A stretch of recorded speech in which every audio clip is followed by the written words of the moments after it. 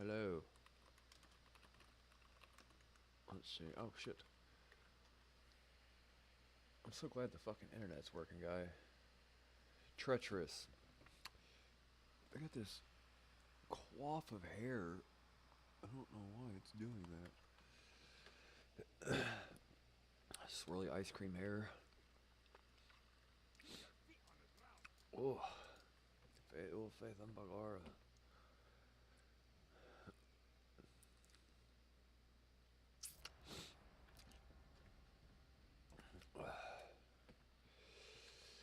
Oh, I'm so looking forward to it, guy. An expansion, everybody starts fresh. Yep.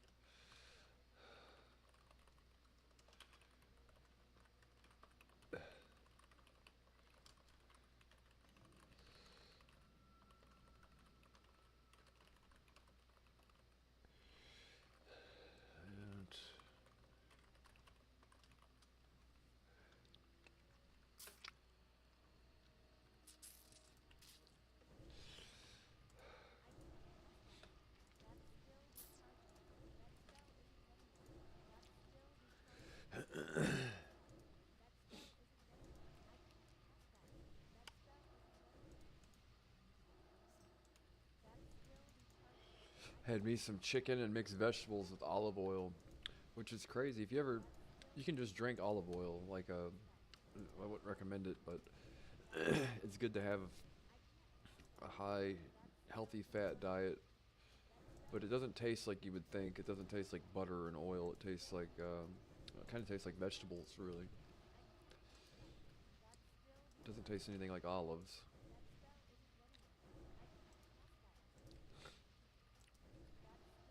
I had to turn the heat on and put a heating pad on my feet too. So I've cut down on the electric cost by getting a heating pad instead of having to turn the heater on all night and all that. Just put the heating pad on your feet.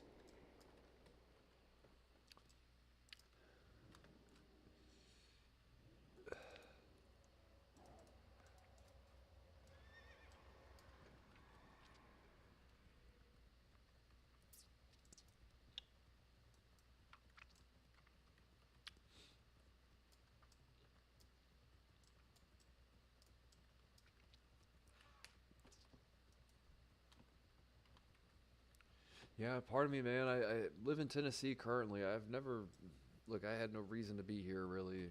I'm not a huge fan of Tennessee. You know, people have treated me kind of rough, uh, to say the least. I'd really love to go back home where I'm from, St. Charles, Missouri. Just right across the bridge from St. Louis, um, suburb of St. Louis and all that. I'd love to go back there, man.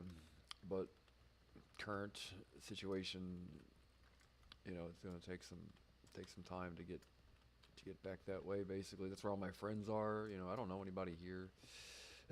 All my friends growing up and stuff are all from that area. You know, and like I'm not the type of guy that like I try my damnedest to make friends. I just I don't know, man. At some point in time, I think I need like a like a refresher course on socializing with people. Sometimes, you know, like I've had my nose to the grindstone and doing this crypto thing for such a long time that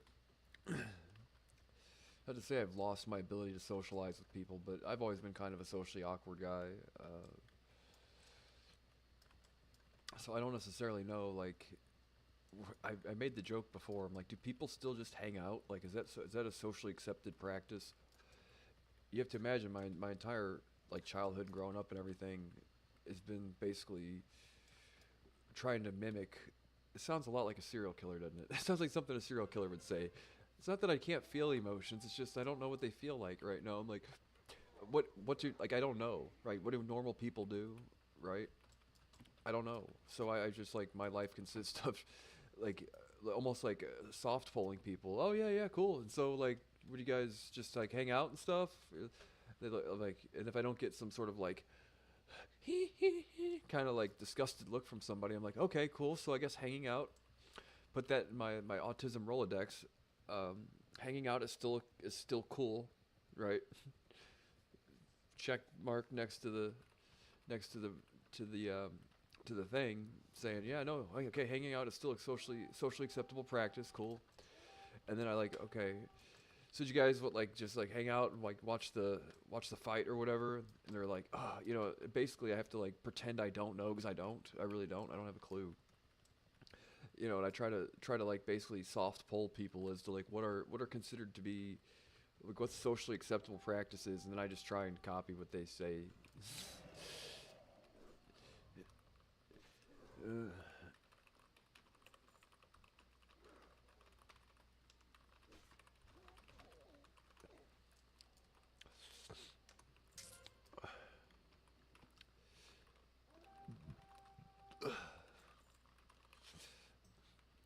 no burp. God, you sound sort of. I'm like, yeah, I forget. You're like burp, gross, dude. Yeah, no wonder people don't want to be around you. Trying to give yourself Alzheimer's at the same time, picking your boogers and shit on live stream, right? Yeah. No wonder you can't make friends, right?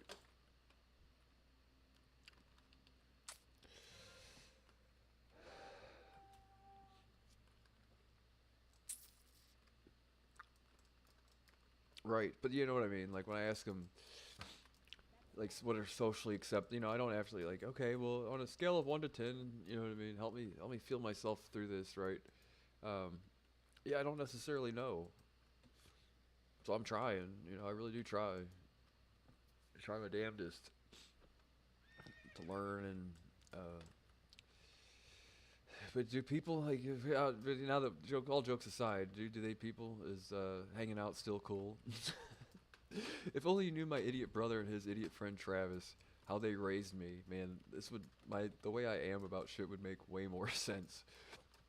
So the cool. If only, man, if only people knew. Some people do, and I feel sorry for them if they know, right? If they know how my brother and his idiot friend Travis raised me, things would make a lot more sense,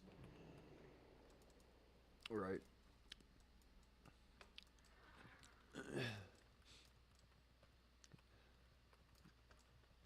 Like that goddamn hidden camera show, dude. Any time I think about it, I can't help but laugh. I can't. Thinking about it yesterday, because if you ever seen the news report, okay, so at some point in time, and this is I haven't even told James, I haven't even told my brother this. The joke though is that at some point in time they did this sketch comedy thing, where they were like, we were all in on the gag or whatever, and he tells me like, okay, we're gonna make this sketch. This is before YouTube even existed, right? This is like 2002 or 2003. He got one of these handy cams from not Subway, from Best Buy rather, and it's like he wouldn't put the thing down for like months at a time. All he wanted to do was make sketches and stuff, but like we didn't have a computer to edit the stuff together, so like he had to like Christopher Nolan. Okay, well in this shot, and then I have to go to this room and change my clothes and all this shit, and like instead of cutting it together on a computer or whatever. And well, they came up with this idea that they were going to tell me that my parents were dead as a joke. They weren't really dead, but they did this entire fake sketch, and it wasn't until recently that I found out that Kim Jong Un. Is this something you should? I guess it's whatever. It's Kim Jong Un, whatever. Free game to laugh at his. It's nothing he did. But apparently, at some point in time, Kim Jong Un told his uncle or something that they were going to be on a hidden camera show, and flew him to some other country, and then they had him assassinated at the airport. And the guy thought, like up until his final moments, that he was going on a hidden camera show. They had a fake camera crew there and everything. I guess I'm not making the story up. Go look it up online. Fucking Kim Jong Un had his fucking uncle killed or something at the airport, of all things. God damn it, Shadow Step Rogue. Are you fucking serious? I can't do anything about it. This guy's just gonna auto attack me till the end of time. Fucking seriously, dude. Seriously? I normally play that so much better. Normally I'd kill a rogue like that. Keep him off the flag. Which one of Kim Jong-un's relatives? Kim Jong-un's relatives thought they were on a hidden camera show.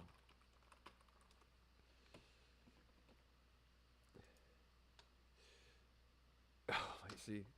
The two women accused of murdering Kim Jong Nam, which is my brother's last name. Actually, now that I think about it, his last name is this. He's got the same last name. It's just missing a letter. Oh, what a revelation that is for a guy like me. Yeah, to find out your brother's got the same last name as fucking Kim Jong Un's uncle.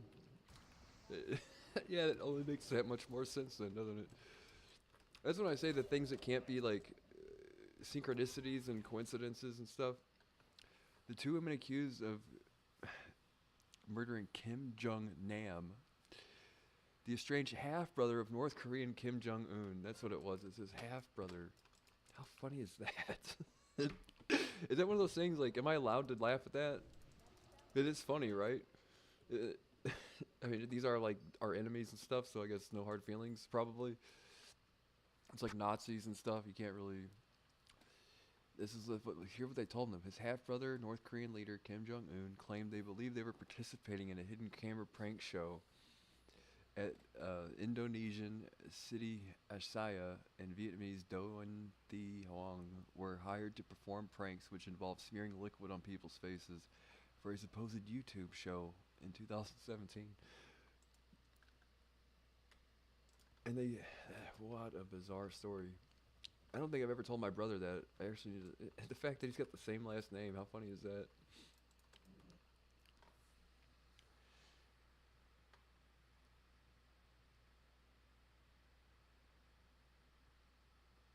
Wow. That's bizarre. So apparently they, whatever, they fucking sprayed on the guy. Actually, they told these people that they were doing a hidden camera show prank. Like, oh yeah, we want you to go up there and like squirt him with this squirt bottle or whatever. And it's, you know, fucking baby oil or whatever, Febreze. And they did it, and it turns out they actually put poison in the thing, and it ended up killing Kim Jong Un's half brother, Kim Jong Nam, of all things. What a ridiculous story.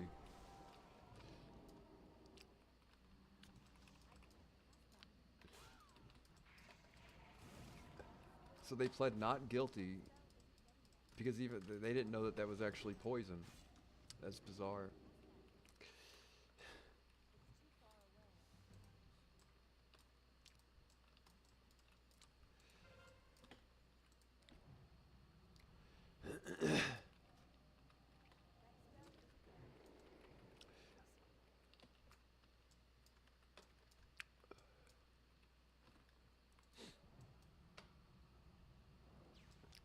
Something my dad taught me growing up, though, he's like, what did he say?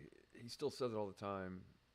It had to do with like Indiana Jones and like how Nazis are the ultimate bad guy because no matter how much, like, you don't feel terrible when you watch an entire mine cart full of them fly off a cliff and hit the, you know, and explode, you know, like in an Indiana Jones movie. He's like, at no point in time, he's like, that's why they're history's ultimate bad guys. Like, you never feel bad about like the most gruesome death of a Nazi in a movie or whatever.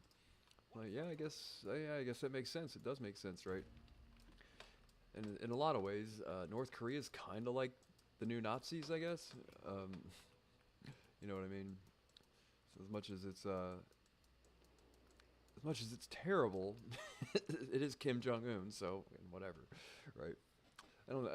Wouldn't quite say he's as bad as the Nazis, but um, he's certainly not one of Sarah McLaughlin's dogs either. So.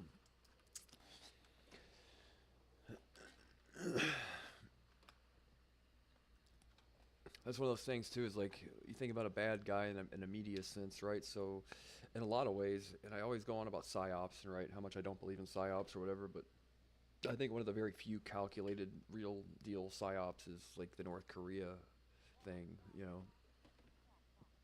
So we always have this adversary. A lot of like how the Cold War was done to kind of ratchet up the war machine without ever actually having to go to war. Thankfully, you know, and I feel like North Korea is kind of the same dichotomy, just in a slightly more evolved form or whatever. The theatrics of war without the actual engagement of war.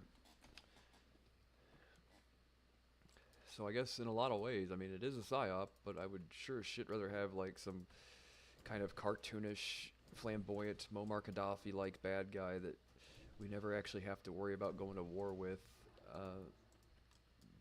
Being a political firebrand or whatever, and making a lot of noise but not doing a whole lot. Um, I think that's probably a safer kind of thing than like an actual adversary in a lot of ways, right?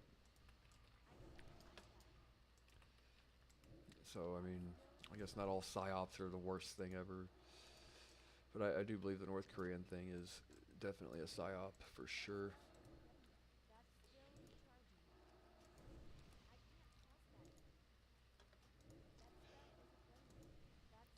But old Kim Jong Nam, how funny is that? The same last name as my brother. That is so bizarre. It's just spelled differently.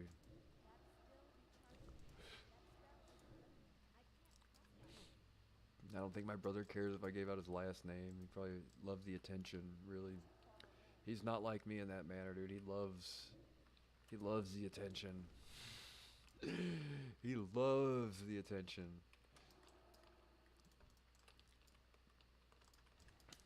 Me, on the other hand,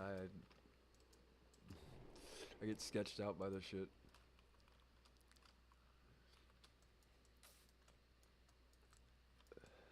My biggest fear is that we come down with an Omega Man scenario in which I have the antidote and I have to stand in front of a bunch of people and explain things. Makes me super nervous.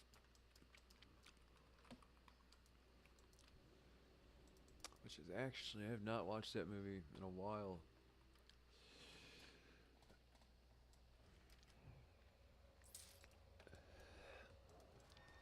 They do say I Am Legend was supposed to be a remake of Omega Man. If you ever watched the old Omega Man, it's not quite a vampire movie. It's not quite a zombie movie. It's like not quite a cult movie either. It's like super interesting though. I think it was Charlton Heston, right? And I don't want to ruin the ending of it, so I won't ruin the ending. But uh, basically, he's his just like in the movie I Am Legend, if I remember correctly. His blood is like the antidote that has a cure, some antibody to cure this sort of disease that's ravaging the planet. That that turns people into something that's sort of like a zombie, sort of like a vampire mix kind of thing, like an intelligent zombie or whatever. But they can't be out in the light either. But they're highly intelligent, you know, and speak English and everything else. So 1970s, late 70s or late 60s or whatever. Comes highly recommended if you like those kind of movies, man. Omega Man with Charlton Heston. Interesting facts about it. Let's see. I'm pretty sure it was Charlton Heston, right?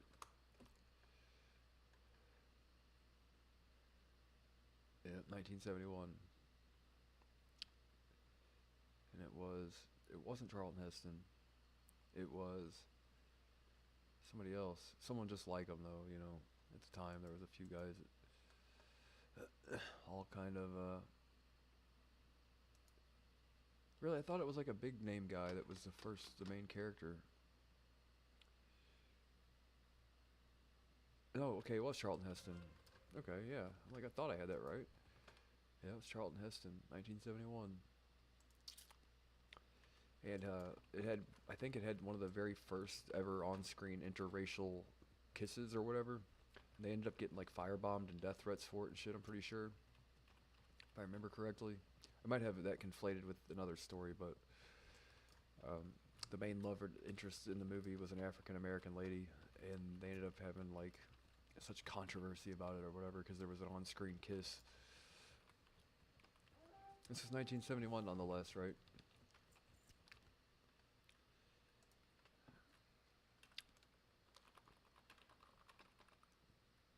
see what it was.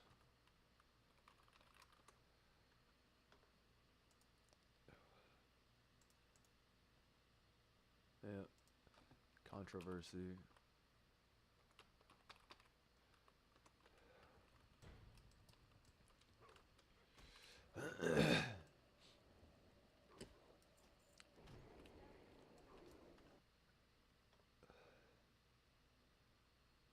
Okay, so it wasn't an instance that caused like an uproar or anything, but there was another instance in a movie. I can't remember what specifically though that they. God, I can't remember what it was.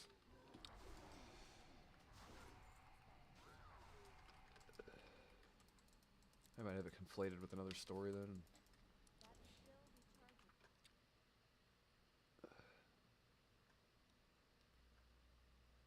An awesome movie though. Recommend it. It's as a scary movie, given the time and all that stuff. It's every bit as good as the original Dawn of the Dead. Better actors, obviously. People with the fucking mops glued to their head and shit. The if you watch the old Dawn of the Dead or the Night of the Living Dead rather.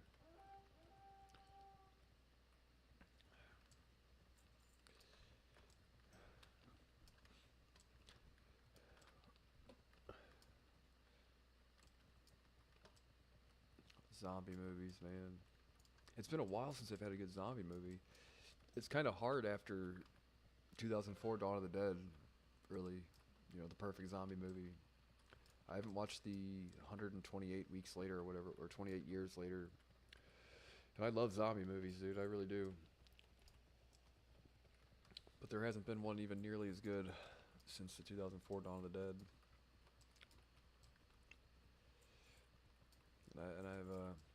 I'm like the expert on it. Self-proclaimed expert. Right. I did work at a movie theater when I was younger. So I'm kind of like the expert on these things.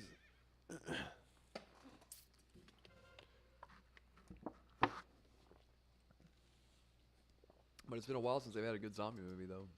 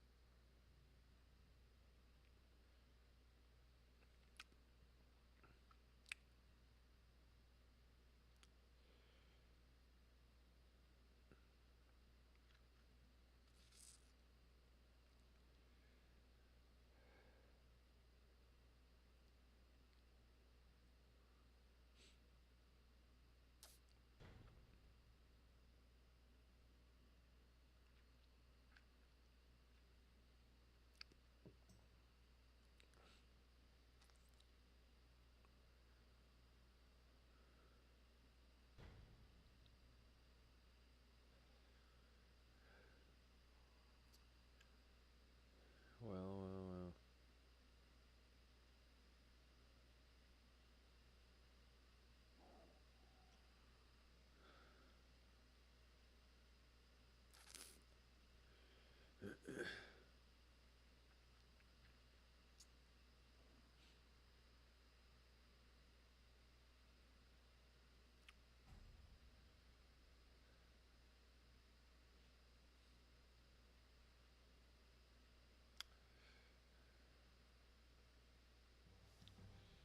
I guess I'm live streaming still.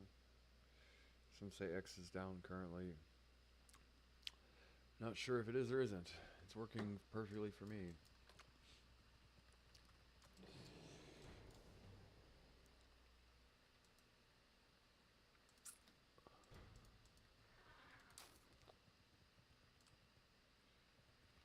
Alright now.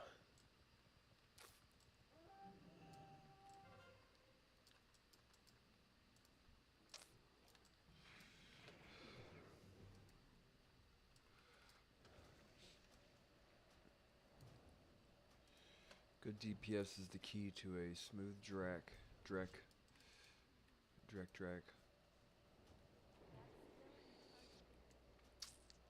Come on now. Don't reset them.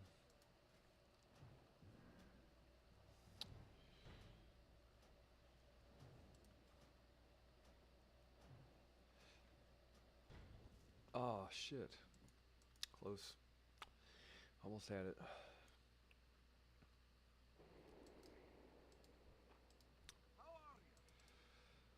I thought you'd never ask, right?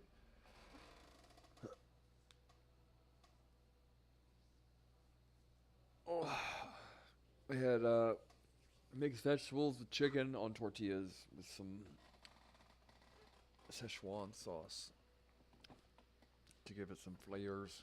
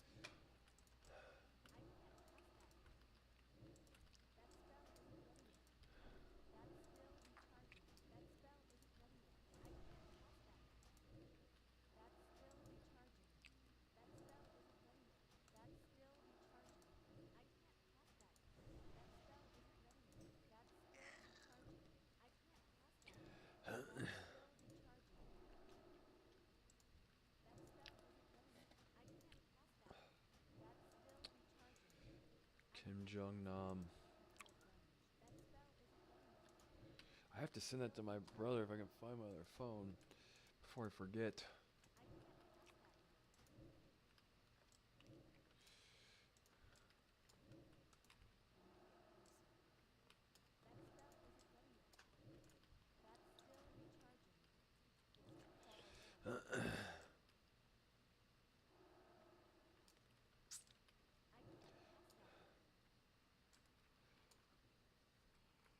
Ugh.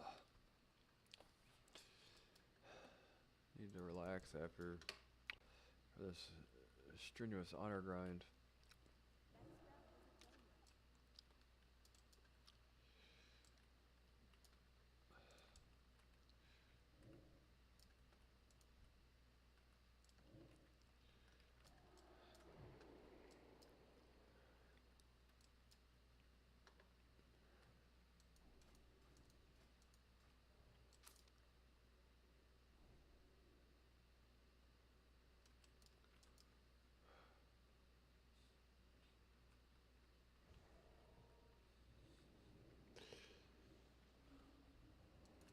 Right. So the thing is the lesson learned is that see with Kim Jong Un, we have what appears to be the threat of a Nazi regime without the actual threat of a Nazi regime rather. So like somebody can hate just as much without any of the potential problems that a Nazi regime might actually pose to the world, right? We get all the same theatrics and bombastic sort of behavior, but without all the stuff that people don't want, right? So that's like my it's like my philosophy 101 on the North Koreans currently. For anybody interested in that anybody interested in that kind of thing, I can't imagine why, but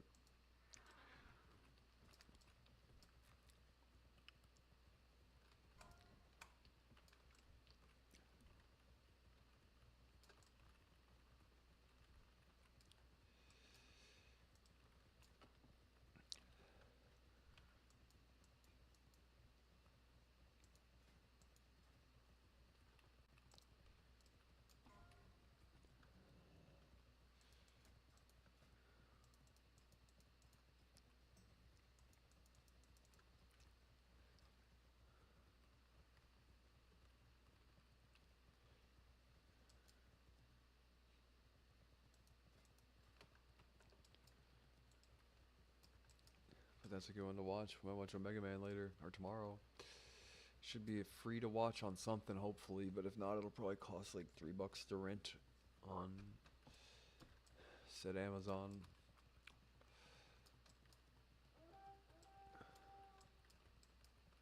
I used to be in the business of purchasing every movie, and then I realized like it seems like no matter how many times I purchase a movie, when I go back to watch it again, it makes me repurchase the fucking thing, unless it's all like a dozen different Amazon accounts. But I'm like, I'm pretty sure it's the same account every time, but for some reason, every time I try to watch it, it makes me repurchase it. So, yeah, just rent them then, I guess, right?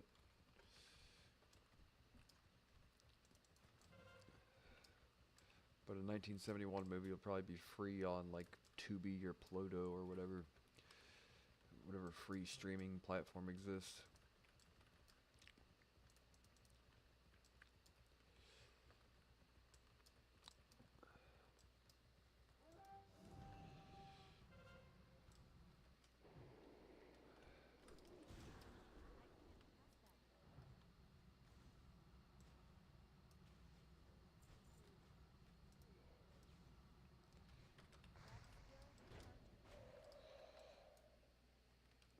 Oh.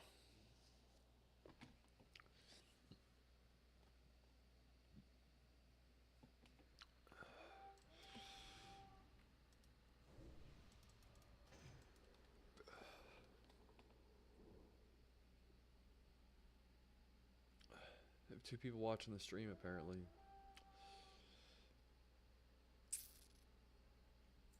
It makes you wonder what two people at this hour in the evening have nothing better to do than to watch my fat face and my gleaming forehead sweat play fucking 2008 World of Warcraft. Anyways, thanks for tuning into the stream. I really appreciate everything you guys have to say and offer. You know, you couldn't do it without you guys, my supporters, or the same rigmarole.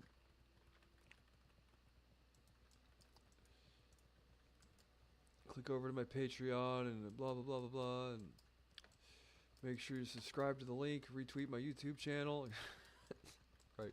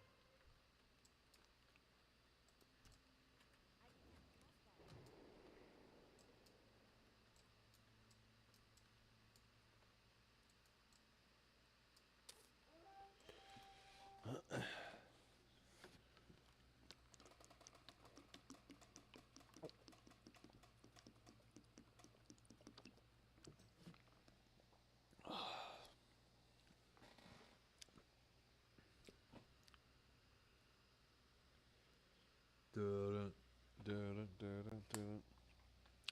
Jaws.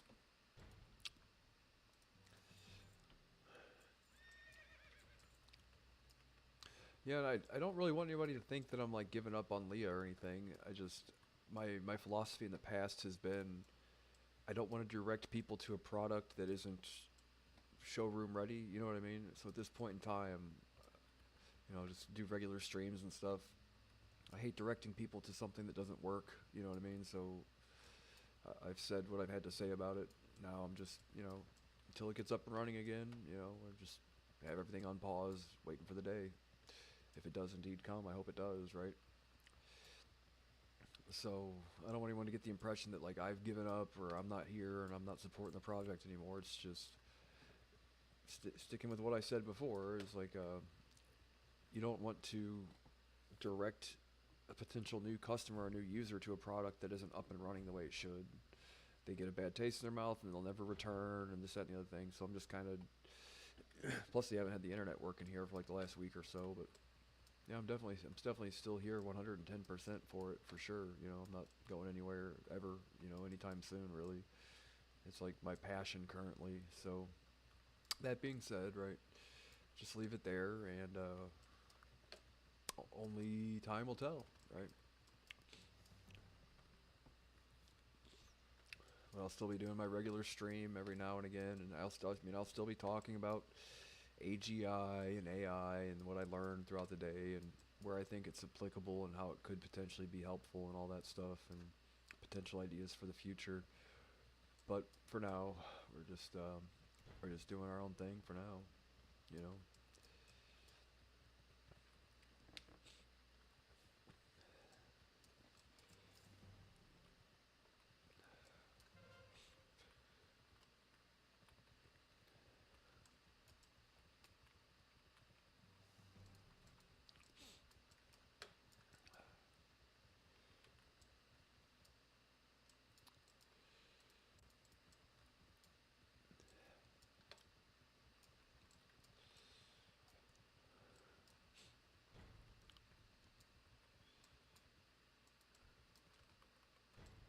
I have my epic mount, which cost me 90 gold, and they rust stormed my about 700 of my. That's what I was saying the other day. I was like, what the fuck, dude? They rust stormed 2/3 of my gold already. You know, 1 week after the goddamn or one month after the however long this server. After a week after I made my character, they've already rust stormed 2/3 of my gold. Shitty of them to do that. Tisk tisk tisk tisk Blizzard. I am pissed at you. I would challenge you to a duel, but I didn't bring my glove. You get it? Such a nerd, dude. Shut up, nerd. Keep the shit to yourself, nerd. Ahoy. No, but if you're familiar, of course, if you don't get the joke, then fuck you, basically. It's not that intelligent to begin with. I shouldn't have to explain it. If you don't get it, then fuck you.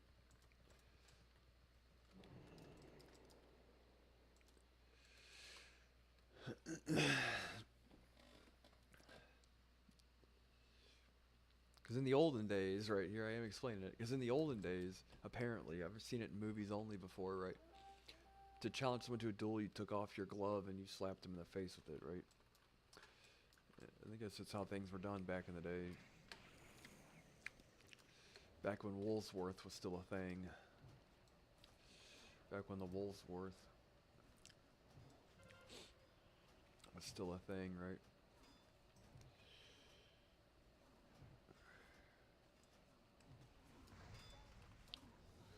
All right. Well, we're getting one step closer to getting a new PvP gear item. Yeah. The next thing we're gonna get is probably a belt, leggings, foot wraps, vestments. So we'll probably get boots next.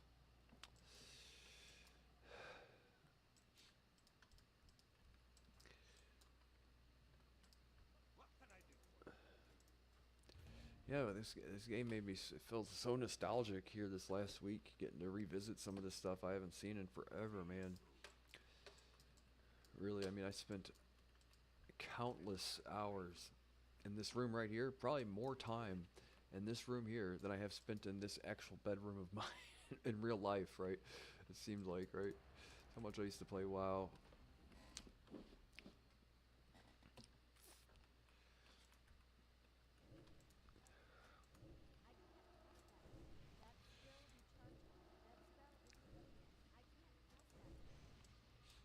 I'm super fortunate streaming's working again because this last couple of weeks has been a nightmare, man. Sitting here like snowed in, like the stairs in front of my home is an ice ramp. Like if I can't even, my porch is basically a slippery ice death trap if I even try to go outside.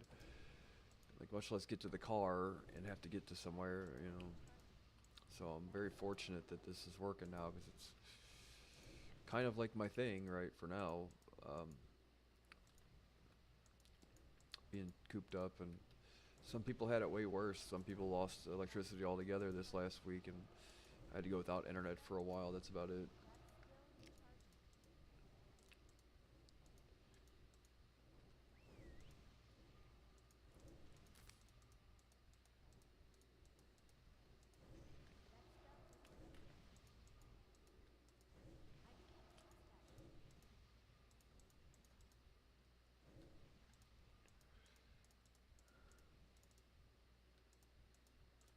Cool.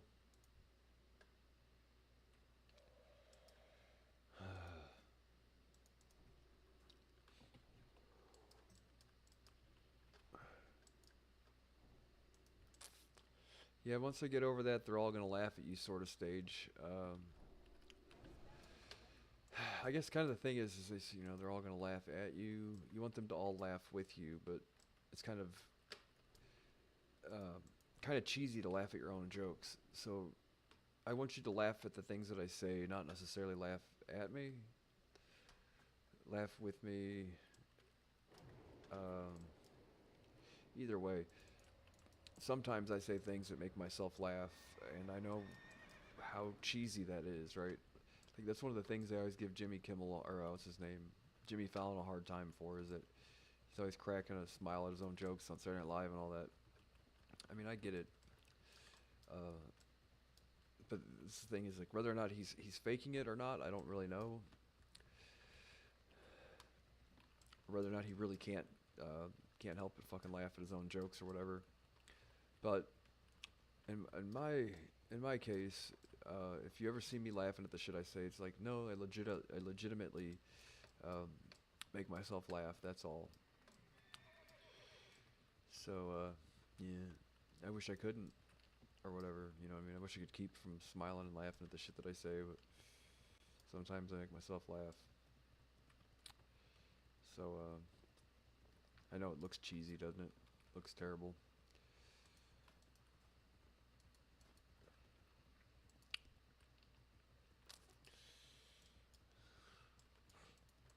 But no, no, no. Uh,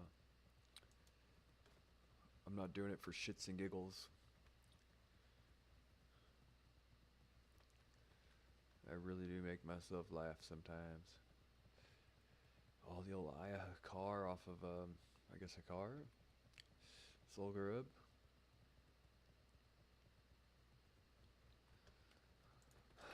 The Burning Crusade.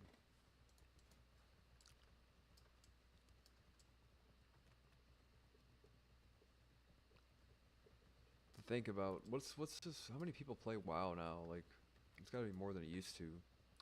I remember when they were like, oh, 7 million subscribers, and you know what I mean? Like the most played video game ever.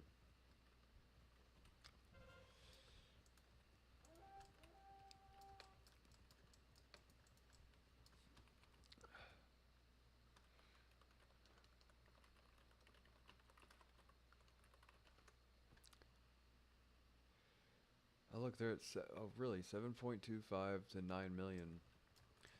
It's hard to think.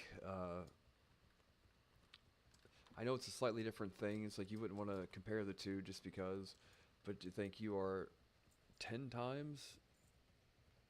I guess it's all worldwide. So you're nearly 10 to 11 times more likely to run into another Coinbase user than you are another World of Warcraft player. It doesn't seem right, does it? You're like, I know, like everybody I know plays this fucking game, right? You mean to tell me that there's 10 times more World of Warcraft, or 10 times more active users on Coinbase than there are people that play World of Warcraft? That is, yeah, I wouldn't have guessed that. You know what I mean? I would never have guessed that.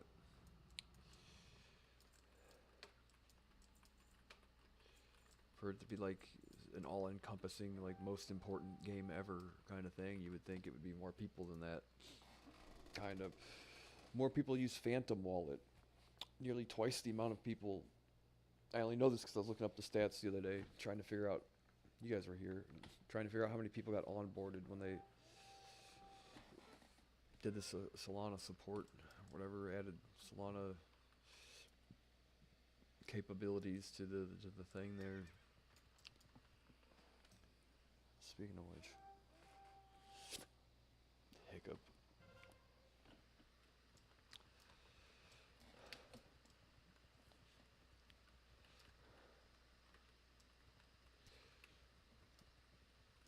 So that would be the ultimate goal. Would be anything. If I ever do anything, the goal would be to have more users than there are World of Warcraft people. You know what I mean? You can you can develop a platform that has more users than people that play World of Warcraft. That means you've certainly made it in life, right? Needless to say. Now, if you could just get them all to pay $15 a month, right, then you're really doing something big, right? It's not impossible, you know. All my friends are getting married. Right. I have some good ideas too sometimes. Yikes. I've been sitting still too long, getting antsy.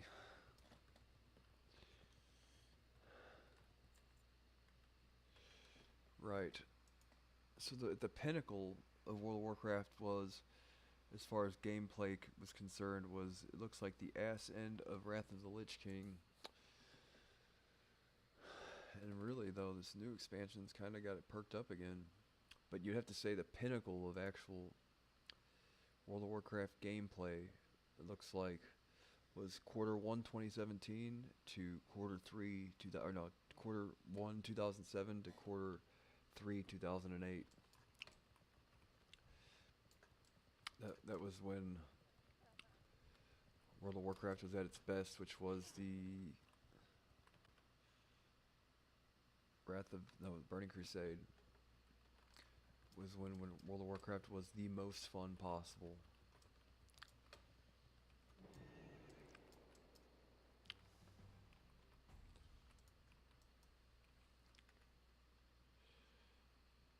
And looks this most recent expansion.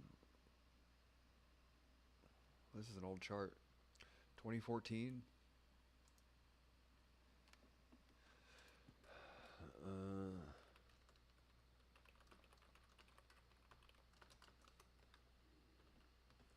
The War Within, released August 2024. Midnight is launching. Oh, March 2nd. It's like a month from now. Cool. Yeah, I can't imagine. Like, how do you even have room for all the shit on your bars? Like, Miss the Pandaria, I'm already having to like pick and choose which things go on my bar and which ones just which don't end up on my bar. You know. Really, guy. I was just about to counterspell you.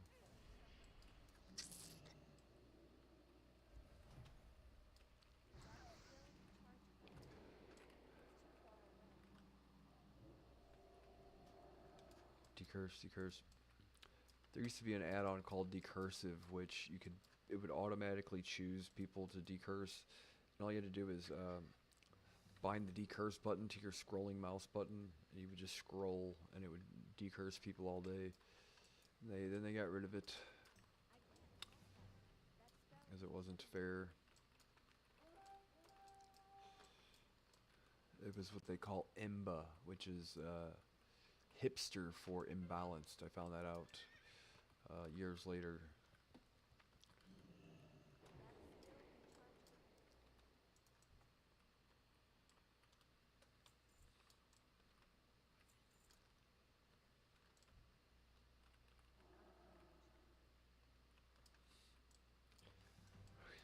Nut.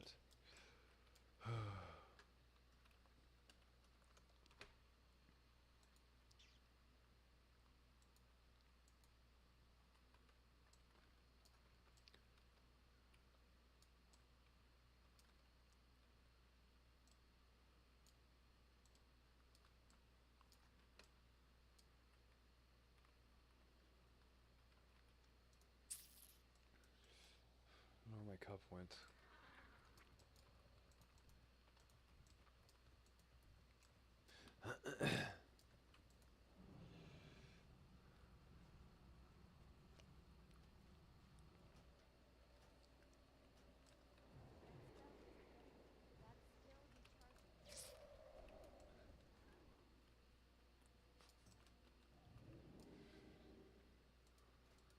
Right, so I guess the goal is, how do you create a platform? I don't know what the definition of open source technically is, so I don't necessarily know. But I mean, how do you? I guess community development isn't necessarily the same as open source, right? Maybe, right? But when I see that these Roblox developers are making as much as they are, how do you keep a project as much community development as humanly possible without, so that way there's an incentive for people to develop on the platform without making the entire thing like everything proprietary, top secret, you know what I mean, kind of thing. There's got to be like a healthy mix between where like an individual's intellectual property rights exist and the open kind of community development, like the symbiotic relationship between the two, because it seems like that seems like that is like the way to do it. Really, it does kind of seem that way, because you got to think the most successful games, at least now, you know what I mean. There's just the developers on Roblox make more than the guys that actually own the thing, apparently, right? At least in some cases. It might be a stark example, or not so accurate example, but the numbers I seen the other day, man, I was like, how the fuck? I guess it happens. Sometimes the developers on things make more than the actual creators themselves. But Roblox developer.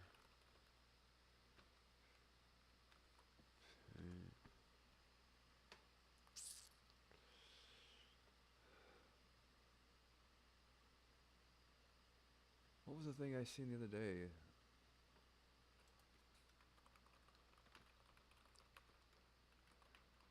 You get what I'm saying, though, like, doesn't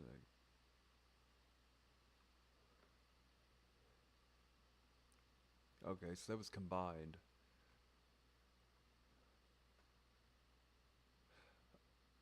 Oh no, so it says the top 10 make 38.5 million annually. Now, is that combined or is that each? If so, man, Roblox, here I come. Start Roblocking, whatever that means. It's not my kind of game, really. I've tried to play Minecraft a few times, and I've tried to Fortnite. On the other hand, Fortnite's super fun. I've never been like a fan of the like build a world kind of shit. I've always more or less um, Diablo, World of Warcraft.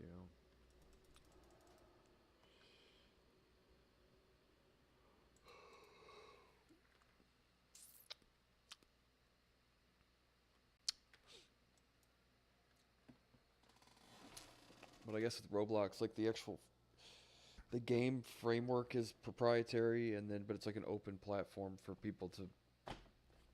Is that it? Is that the answer? How do you do that? How do you replicate that idea of, you know what I mean? To encourage people to develop on your platform, you know,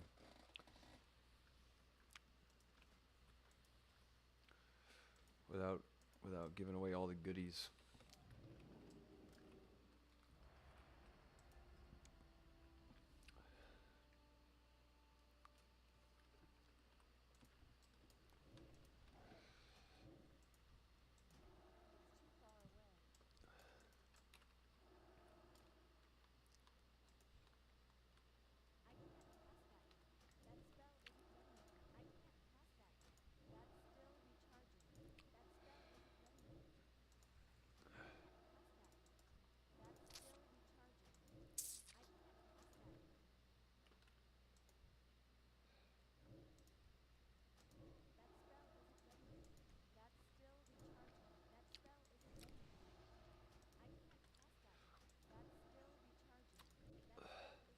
The thing that might be interesting to try and not to say like I'm the guy to do it or anything, but people keep talking about this X402 and what is it? What makes it so special that's different than just regular stable coins? I don't understand really. But at the end of the day, if you would think about if you were to develop an AI wrapper, you know what I mean? I guess would the potential exist to use like X402 to um, as a way to cover an API the API cost for your AI wrapper, essentially like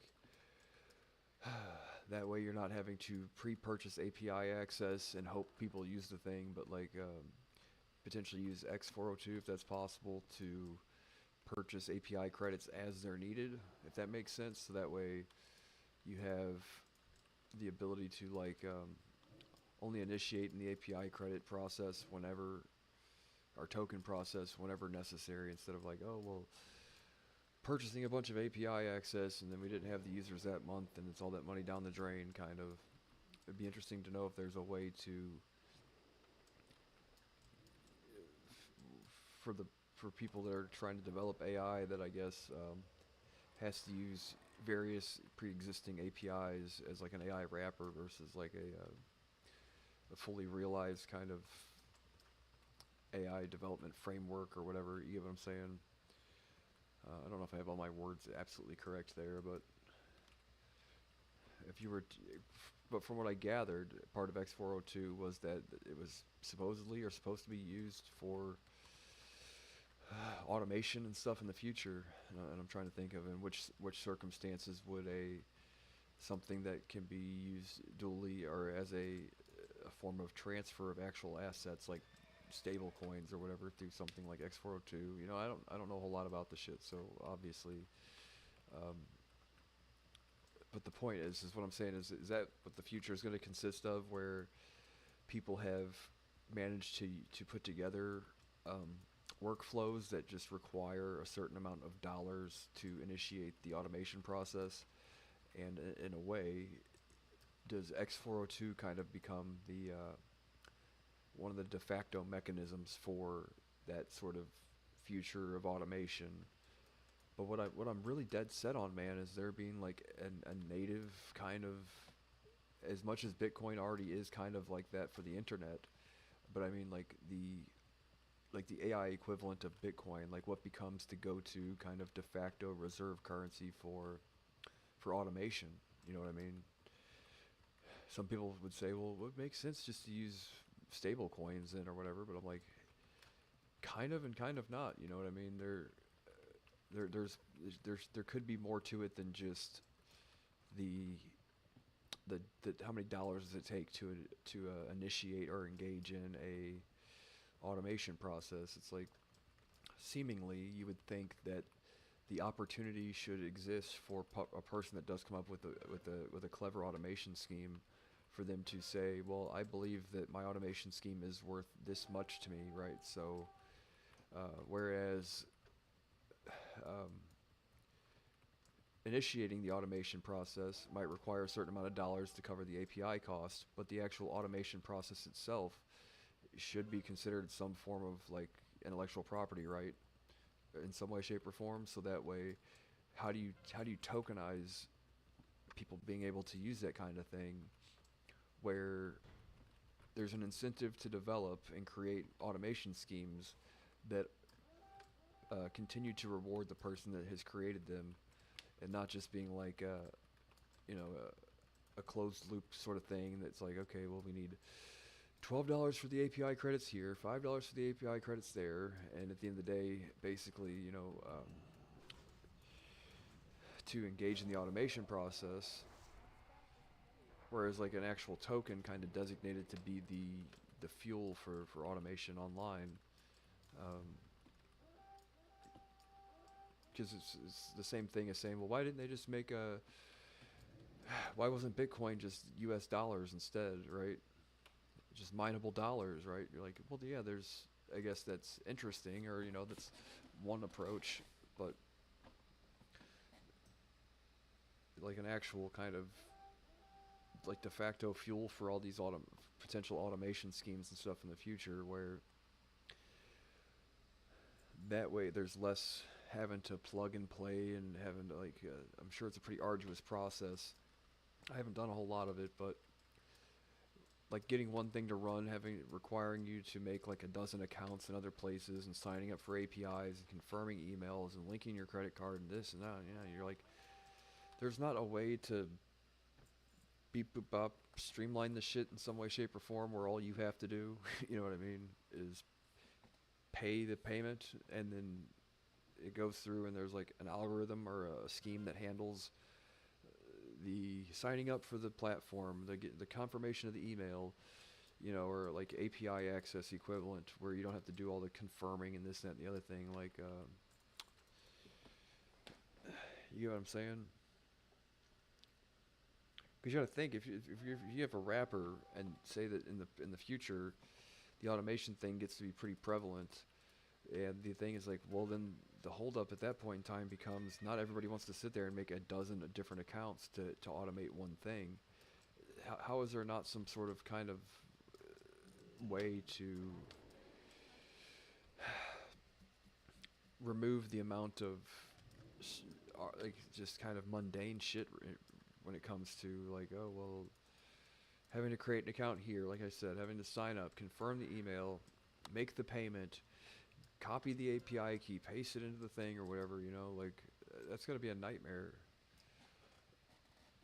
You know what I mean? It's like, and every automation might require different APIs, which requires you to make different accounts on each for each automation. You're like, how is there not some sort of just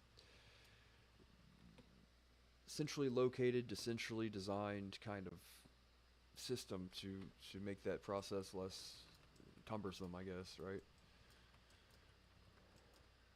Instead of it being like, well, for this automation, you're going to need this laundry list of shit, and here's the far four corners of the internet that you have to go to get it, you know?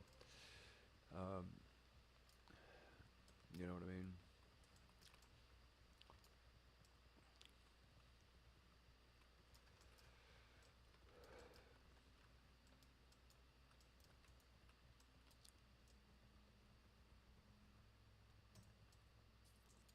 I was thinking of like looking at innate N rather, and I'm not. I mean, like I think I could figure it out if I really sat down and take a look at it, but I really need like an idea in mind for that kind of thing before. And I see when you go through all this stuff, the services, man, there's like thousands of services you can subscribe to, and like you have to separately link through and all that stuff. I'm sure it's a super powerful tool, but the idea that each automation might require you to have to sign up for a dozen other things, and you know how expensive that gets. Remember at that point in time we were promised streaming services would be like our saving grace, and you would just choose between like the Pepsi or the Coca-Cola of streaming services, and either way you'd get essentially the same experience, and it was a dichotomy or duopoly rather between Hulu and Netflix, and then Tubi, and then Pluto, and then all this other shit. Now you end up paying two to three times as much per month for less services than you had being a cable subscriber in the 2000s or early 2010s, right? The promise that streaming gave us, right, and what they really delivered, it turned out to just be them trying to milk you out of more every month, slowly but surely through like a slow boil, right? Well, we'll slowly remove services here, place them somewhere else, and you'll have to buy another subscription for another platform. You're like, okay, well, that's essentially, that is one of the problems I believe that seems to be with AI is that, well, you have like 4 or 5 major AI companies. They each have their own framework, and to automate a workflow requires you to have their API, and then you have a bunch of dozen more obscure kind of things that allow you to gain some sort of API access, and you have to have an account for each one of those, and each one of those things requires, so like, is there not a way to just have like an X402 payment that allows you to receive API credits without having to create an account for some of these things? I'm sure it exists. So then you can essentially maybe attach an X402 payment that would cover the API cost plus whatever the native token is that allows you to actually facilitate or use whatever the automation scheme might be, right? If you get what I'm saying. That way you're not bogged down with hours and hours of like having to create an email and this, that, and the other thing. Like some automation schemes you might think might only require you might only want to use the thing 1 or 2 times. And how much do you have to go through and do this shit, really? You know, account creation and all that. How much do you actually have to obtain some of these APIs? Probably, I don't know. Some are probably easier than others, but still, like, you don't want to have to make 100 accounts to do something.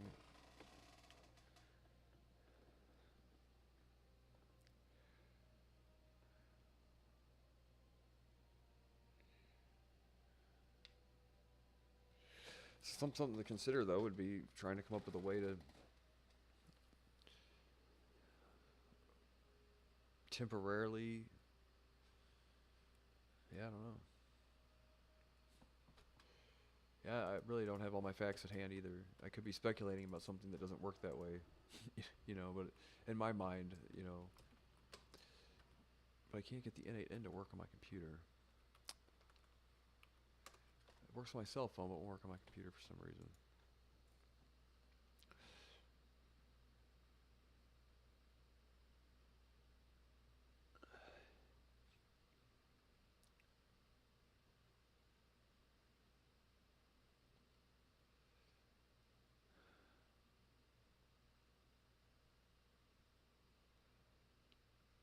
Oh, great.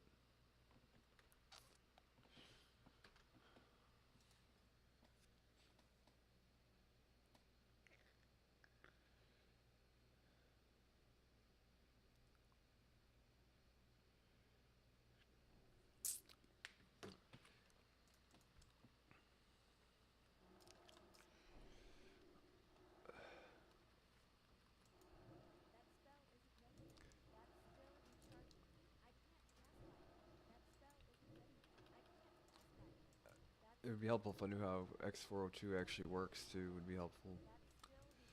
I guess that's what I'll get a crash course on that later. I'll watch something on YouTube because I realize like something that's bantied about, but you know, but if you would think like, well, yeah, I guess it makes sense. It really does, right? You should think like, okay, if you create an automation platform, you require a certain amount of your platform's token to use or lease or borrow or rent or whatever the automation scheme for a certain amount of times that you're able to use it or whatever, or permanently or whatever it might be. And then you would need the something that deals with an actual kind of like cash payment to cover API cost. You know what I mean? So you could essentially try and automate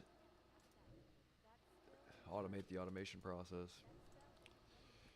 Like you need the native tokens to initiate the automation, like that works as the fuel, and then the API costs are covered by the X402 payment.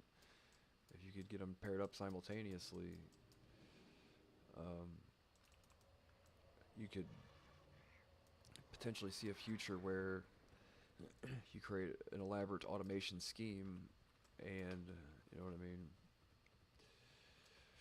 it would require two of these things.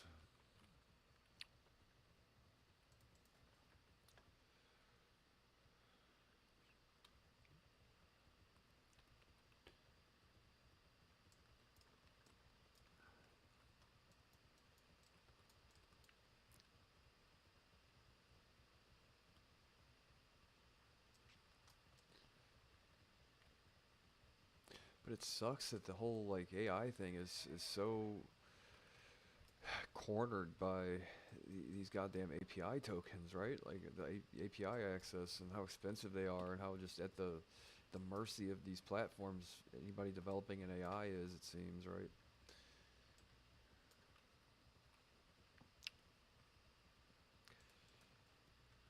Like you can have the greatest idea on planet Earth, and if it requires a certain amount of API tokens, right, for API cost, then it's like, well, then what good is the thing then,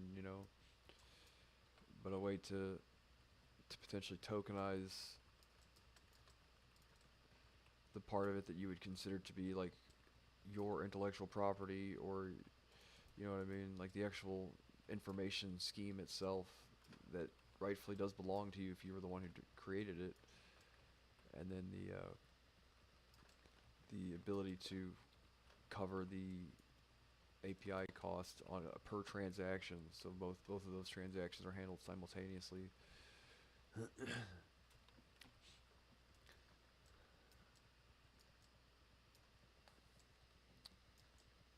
Like I said, it just sucks that it seems like um, there isn't a lot of leeway for that kind of thing for people to, on a budget, even develop and with AI, or at least on some of the APIs and stuff, right?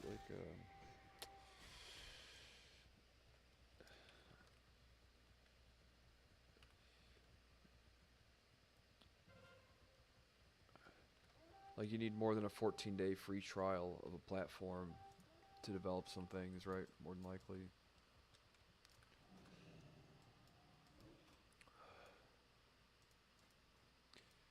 And usually a 14-day trial offers you limited access.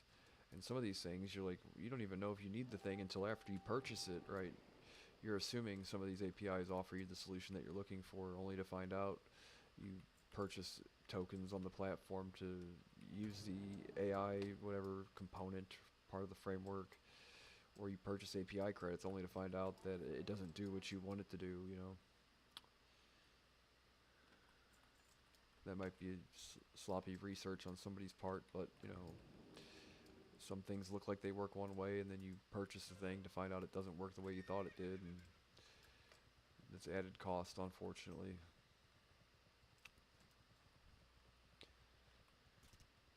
So when I say trying to think of like developing a framework that is open-ended for developing an end product, but still proprietary to where like the actual guts of the thing are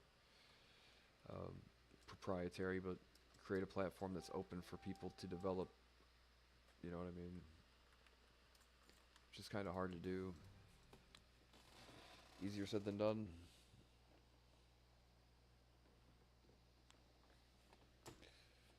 But with that sort of community development, though, you end up with a situation in which the community, fortunately for them, and the way that you've designed it, does most of the actual developing work, you know, content creation or whatever you want to call it.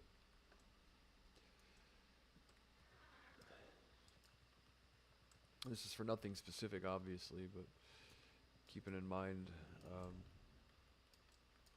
how some of these AIs might work in the future,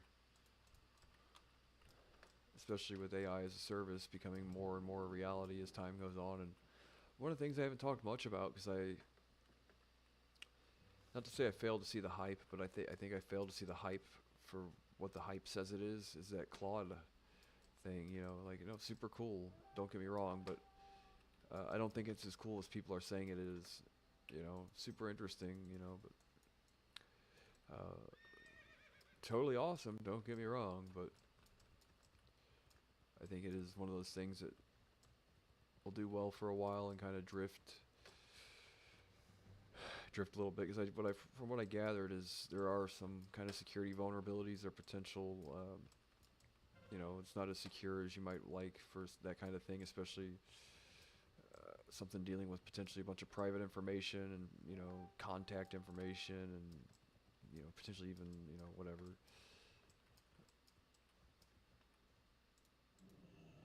But I do think it's awesome.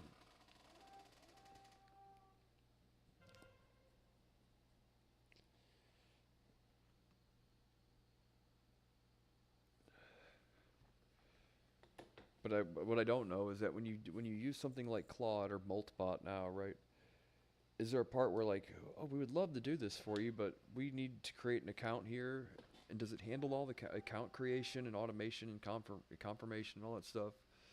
And you can give it your credit card, it'll enter in all that information and acquire the API keys and tokens and do all that stuff on its own. If so, that's super cool. That's super cool, don't get me wrong. But you can see how that sort of thing could be like, well, suddenly, you know, the amount of the cost for that kind of thing, you know, if you're using it frequently and depending on what APIs it's having to utilize to complete your task, you're like, yeah, not everybody has that kind of money, period. They just don't. You know, just like not everybody can afford 15 different streaming subscriptions in a lot of ways, you know, the AI APIs and stuff could potentially be like the next equivalent of streaming services, right? It's like you have two that you probably really need or want, and then all this like, well, you know, I really want to watch this movie Omega Man, but I can't seem to find it on anything other than this, and that's going to require another $9 a month here, you know, for one movie. Like, how come I, you know, there's got to be a simpler kind of way of doing this. That's all.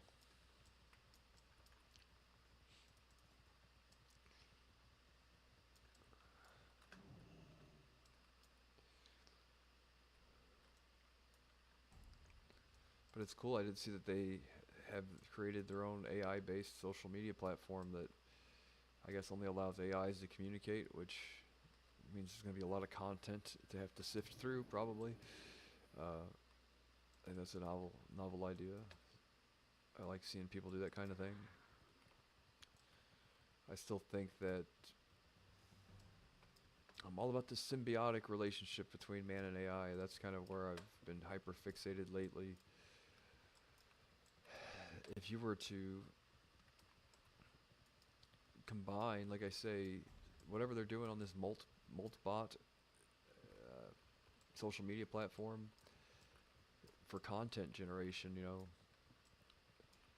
if you ever been to Reddit where someone's like, let's tell a story, and I'll tell one line of it, and then the next person will add a line, and by the end of it, we'll see where we're at.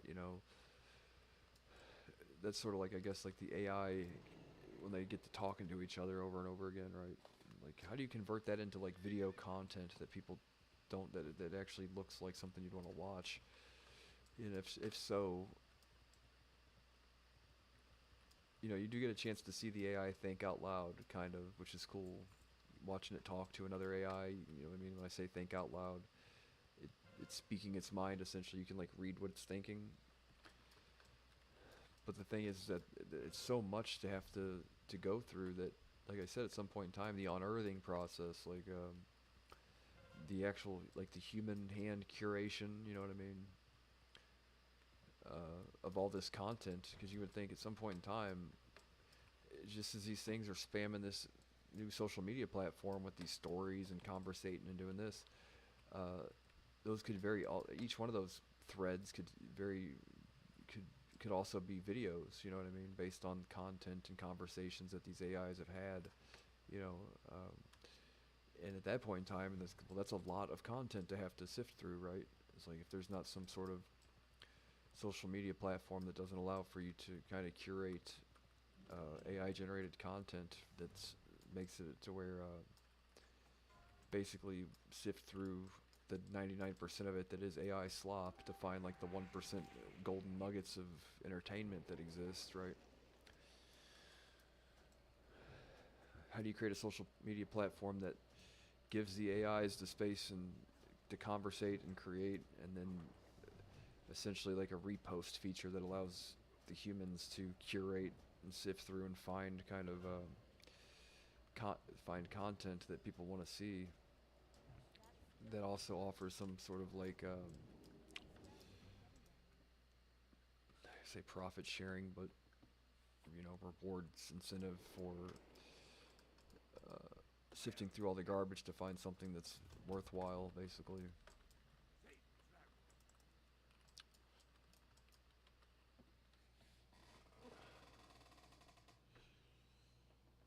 Yeah. Oh, Buzz Lightyear.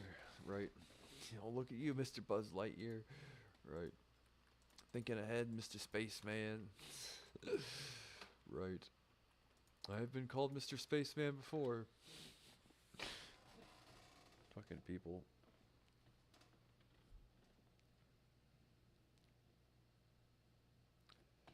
But it would be cool to see, like, where the train of thought goes. Ugh.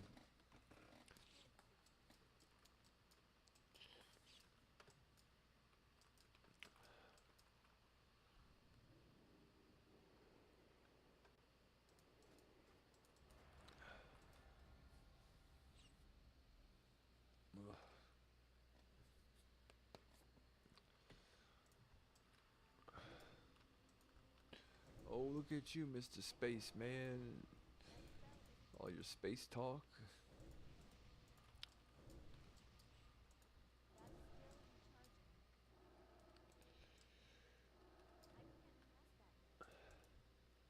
Here's the thing: is like the there is a part of me, and there is a part of everybody that's like this. It's kind of like, fuck, man.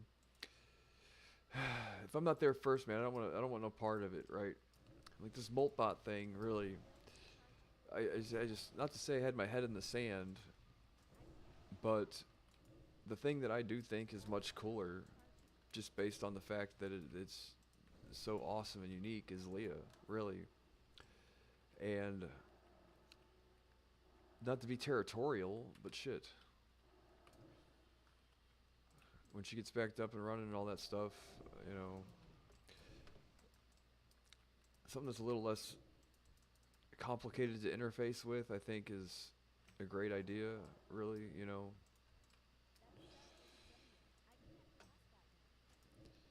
But I think the potential exists, right?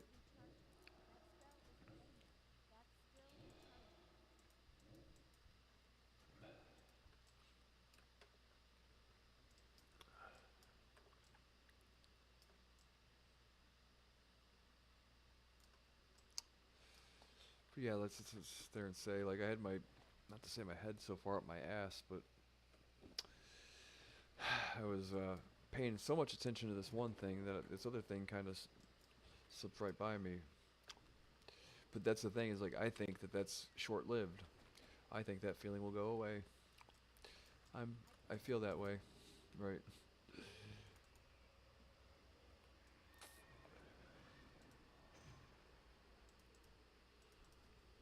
That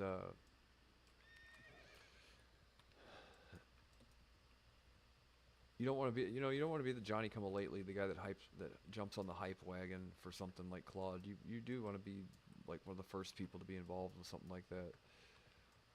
That way, you're not just another person following the horde, right? The zombie horde. And I think I have that golden opportunity, man. I really do.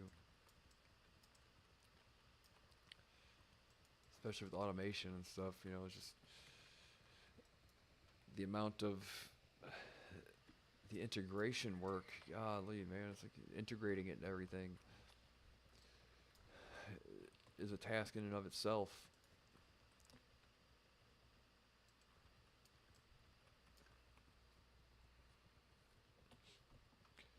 You would just hope that there's some sort of, I don't know,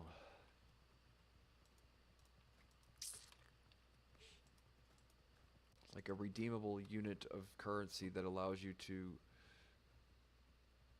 interface and acquire API access in a universal fashion, so that way there's less moving around and having you know, to get something to work, basically.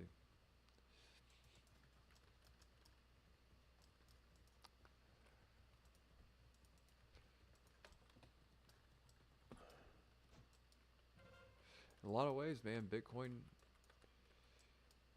is kind of like the computer money. So,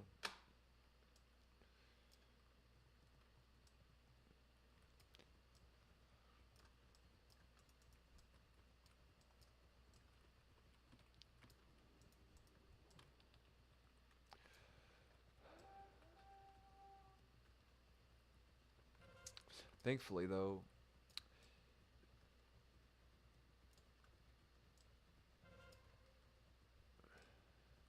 I don't know, maybe that's not exactly true. Say with cryptocurrency, it's not always the best thing that wins, right?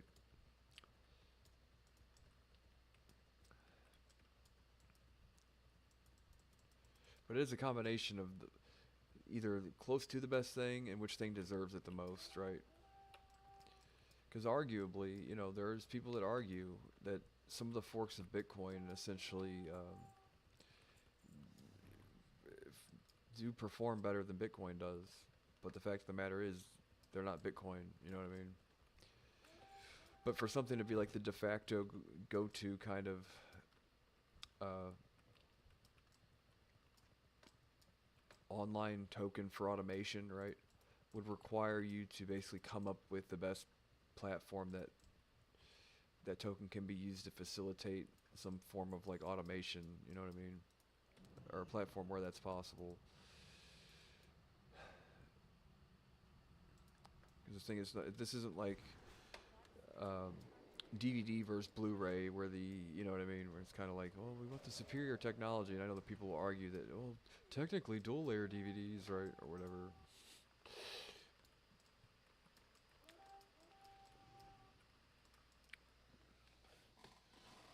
Technically, dual-layer DVDs were better than both.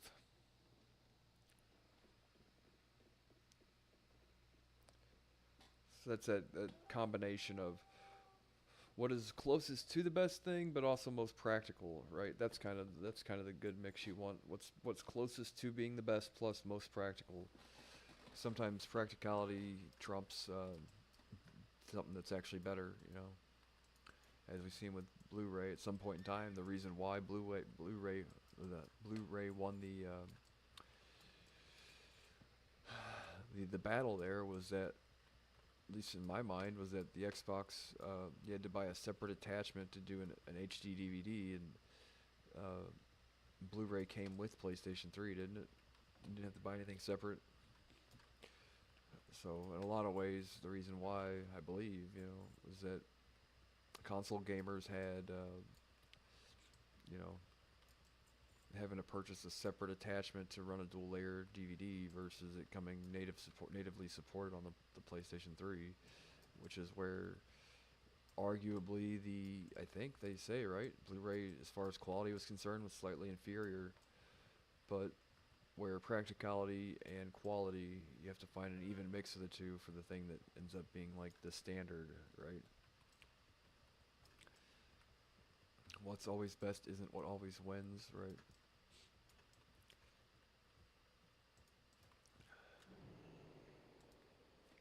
There'll be a level of practicality to it.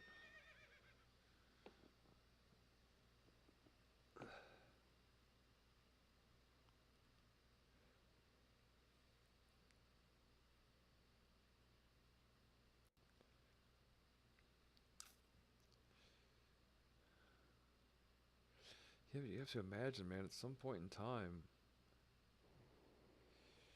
if they don't get their stuff together with human verification online, like vast swaths of the internet are going to become completely useless. You're not going to be able to use this shit anymore.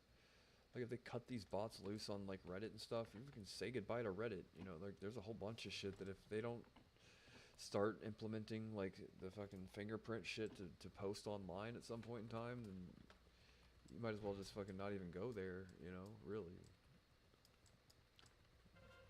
Because you mean to tell me these AI bots, you can't discern them from another person typing, generating upwards of 90% of all the content on any social media platform. You're like, yeah, at some point in time, they're going to have to implement some type of biometric fingerprint scan, eye scanning thing to human verify, or flag posts that don't have that sort of, you know what I mean, say approval, but people that haven't verification rather, yeah, they're going to have to sit there and, you know, flag any post that doesn't have it at some point in time, just because so much of the slop, everything's going to be slop at some point in time, just big internet soup, basically. Not going to be able to make heads or tails of any of this shit. So was the thing we saw that one day was WorldCoin. I don't know how much it has to be a cryptocurrency for any reason, but like real verification and stuff, it's like we can't stop you from posting online, but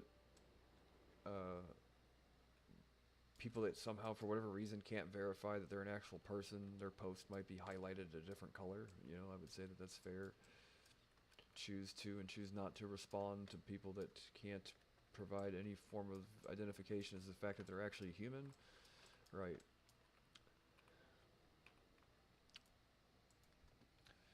Right, for sure. Be right back, just 1 minute.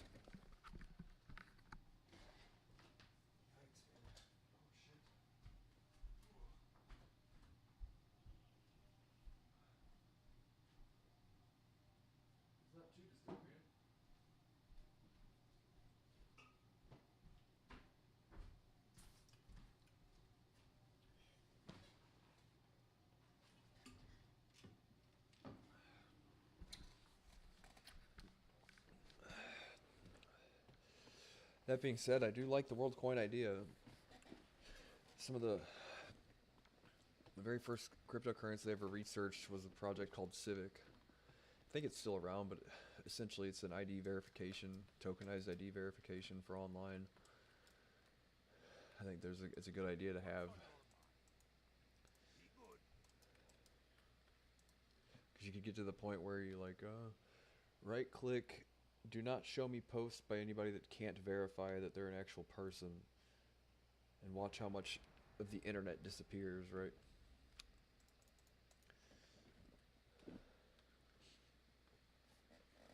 Because I mean, it'll get to the point where you will get frustrated and you will get tired of going to websites. Say you're looking for a plumber, right?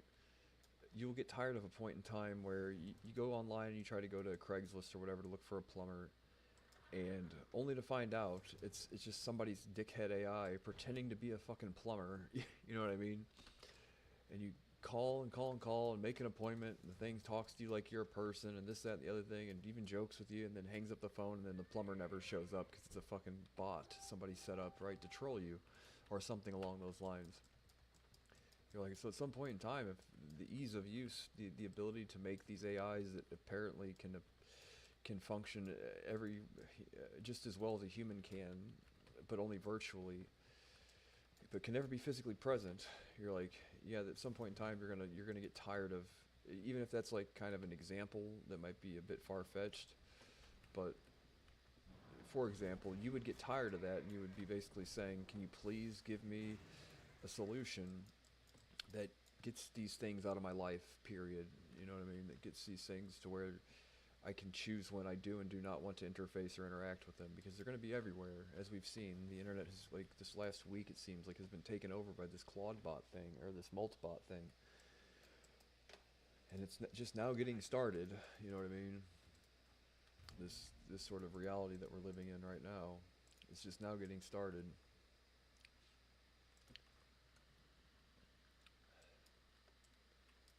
So how do you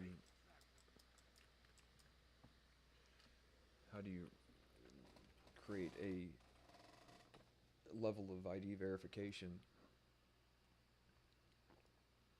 so that way you don't spend the time calling a restaurant that doesn't exist to make reservations with a person that isn't real, you know, trying to deliver food to your home from a place that some dickhead's AI created a fake website for and got it approved on Google and all that stuff and is listed as a real business but doesn't exist. You know what I mean? Like, that would be super annoying at some point in time.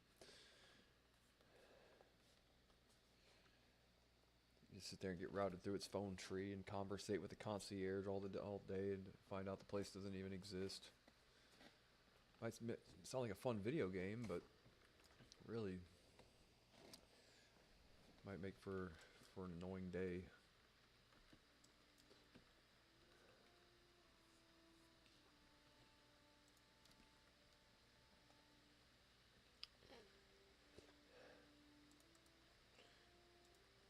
I got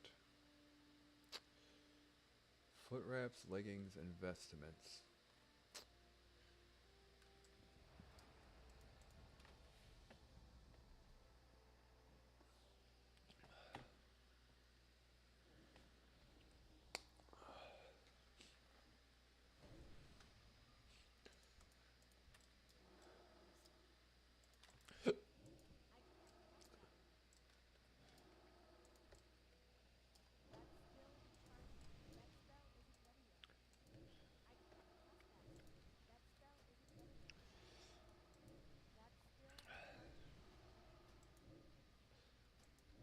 But one of the things that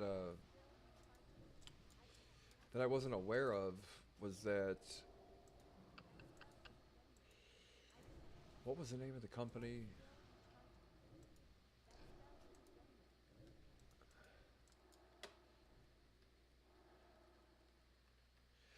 Either way though, the company, what they did is they said they were an AI company, and I guess it either is or it isn't. But what the guy did essentially was created a service that you could annotate data sets, basically, or you know what I mean, for machine learning. If that's not a process ripe to be adapted or adapted to or adopted by, you know, the decentralized community, you know, annotating and helping, like I keep saying, this idea of decentralized AI training and stuff, you're like, where you lighten the workload by spreading it out to just like a few kind of like menial tasks amongst a bunch of people versus like an arduous task, you know, for a few, you know, like a couple clicks a day from 100,000 people or whatever versus like all day and all night for a couple hundred, right?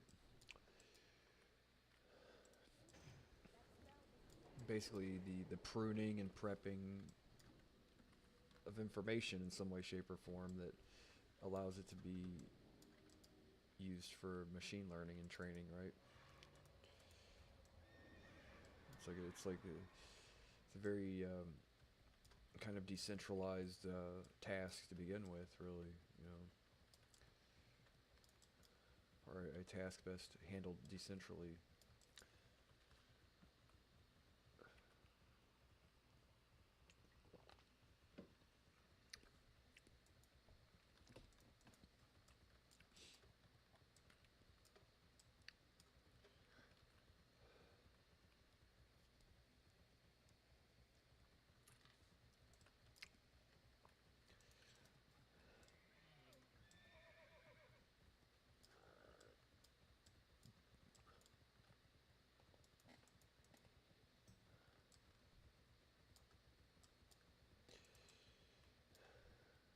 After this battle round, I should have enough to purchase either the boots or the chest. I might go with pants, you know.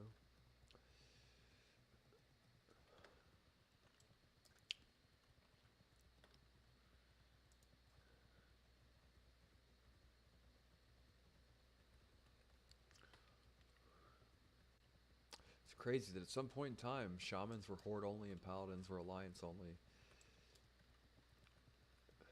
What was better, Wind Fury for melee or Blessing of Kings for your uh, your raid or whatever? People that kept up with the damage charts back in the day, I guess Horde had an advantage as far as DPS was concerned, more than likely.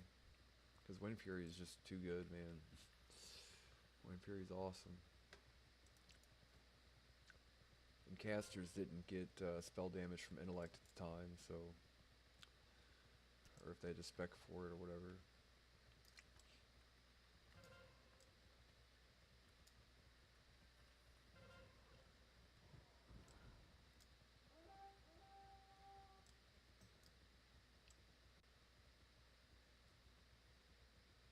I remember playing Enhancement Shaman.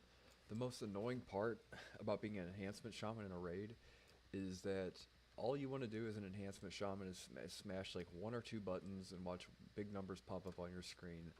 And no guild is going to let you, no self-respecting guild is going to let you be an Enhancement Shaman that they don't put down like Wind Fury Totem rotations, so that way, you know what I mean? Because with an Enhancement Shaman in a raid, you can just smash the buttons and stuff, but what they would prefer that you do is rotate a Wind Fury Totem into your rotation, so that way you're always dropping Wind Fury Totem to keep the buff on the people's weapons, and then cycling it out for a spell damage. I forget what it was exactly, right? But part of your damage rotation consisted of one out of every like 6 or 7 of your spells, and I'm not just saying that because 6, 7. But your rotation, you had to sit there and drop a Wind Fury Totem, and then drop another totem, and the totem would buff the weapons, and it would last for like 5 seconds or whatever. And then you had to drop like I forget what it was exactly, but it was so annoying that so much of your damage that you do was not doing damage. Basically, it was making sure everybody had their weapons buffed, you know. But that's the thing about being a support DPS class. It's like, as much as you wish you could just sit there and mash and be on the top of the charts and all that stuff, it's like, you gotta take one for the team, and you gotta fucking drop the goddamn Wind Fury Totem, and you can't be top of the damage charts, and it's super annoying. Yeah, story of my life. Which is why I never had a whole lot of fun playing an Enhancement Shaman in raids, but always liked playing a mage. Because the ideal Enhancement Shaman, I'm pretty sure, unless I have it wrong, required you to be buffing your group more than it required you to do damage yourself. Or if they put you in a group with 4 two-handed warrior weapon, or two-handed, you know, Fury warriors for PvE rather, that Wind Fury, keeping that on their weapons is super important. But I can't remember if that was it or not. Yeah, my mind's been all over the place today. Yeah, obviously. It's been a hectic week.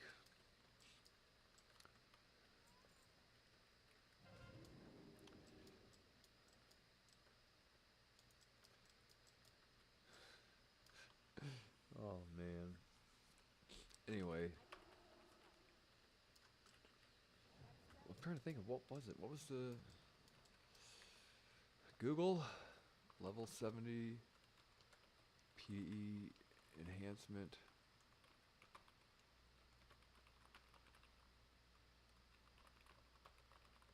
Raid DPS rotation.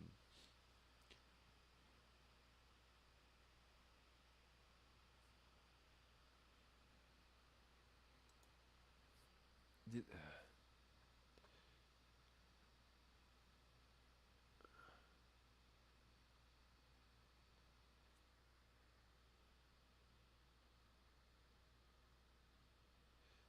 but I think you did more damage depending on your group composition at some point in time, didn't you? Or am I mistaken here?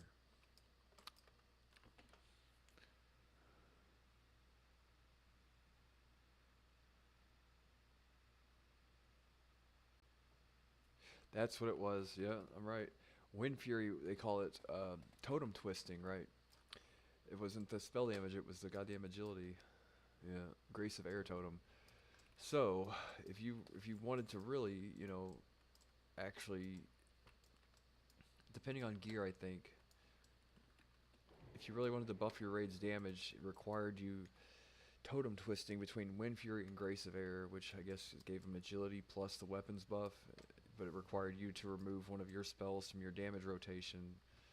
But, yeah, what a nightmare that was. The few times I got to play an enhancement shaman in a raid, I remember just bitching about the fact that I'm like, I spend so much of my time keeping these people's weapons buffed, right? Which my alt here is probably going to be an enhancement shaman. Cause that's what I played at my alt at level 70 was an enhancement shaman too. PvP it's shitty, man. And PvE, like I said, is kind of rough too, but nothing's like fucking just walking up to somebody and deleting their character from the internet entirely by an enhancement shaman with a storm herald, you know.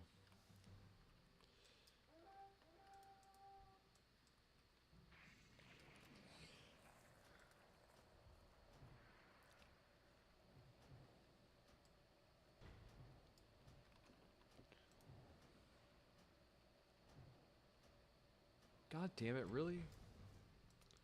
Why did that evade? Why did he evade?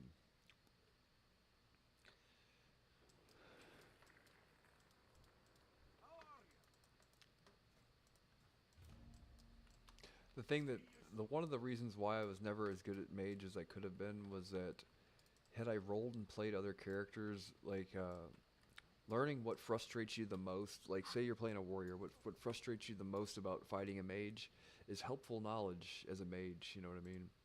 If you're a druid and you're up against a mage, you're like it's helpful to play a druid to understand what to do as a mage that aggravates a druid, right? And I never really had I always just like playing mages and shamans. I didn't really have like a whole lot of wanting to play everybody else's characters and shit. But this go around, I'm gonna, other than the fact that my eyes are shit compared to what they were when I was a teenager, I really am gonna try this expansion to do some, like try to find a real guild maybe and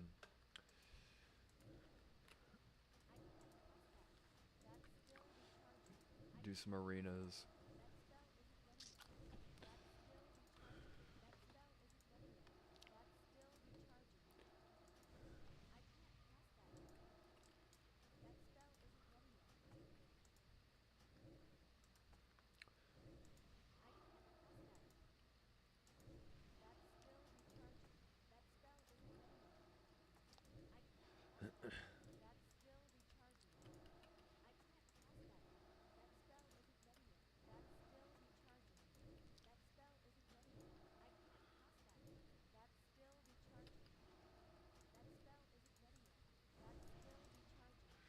Oh, Jerry.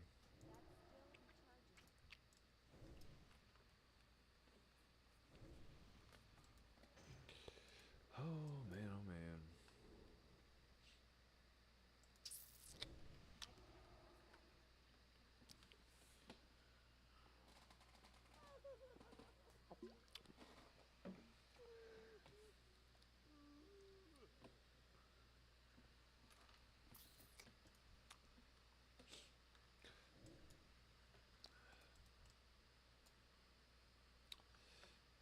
Oh, don't cry.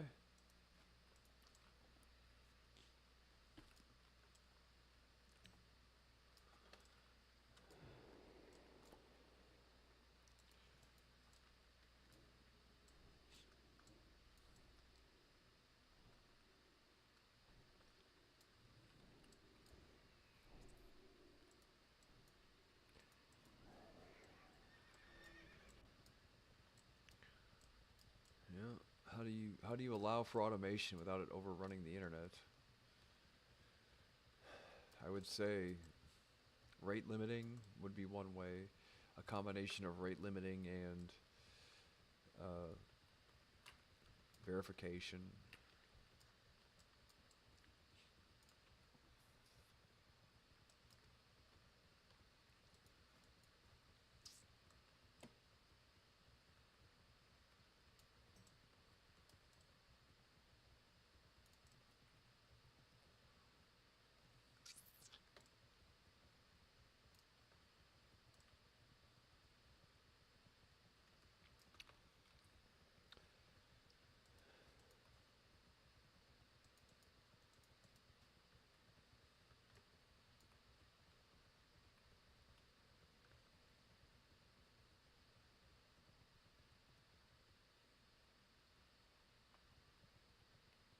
Look at these lizards.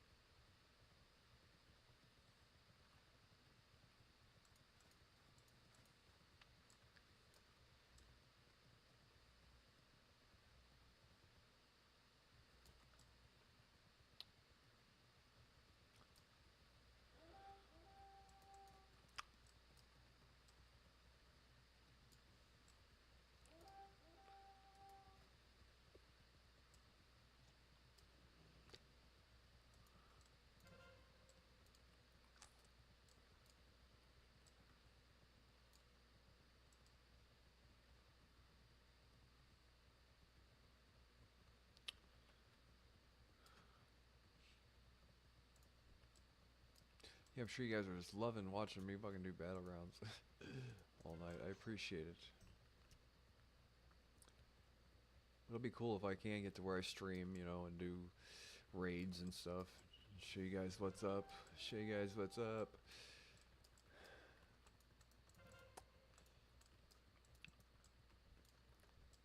Get to do an arena.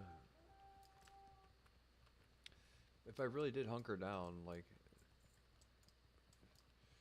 yeah, I'm not terrible.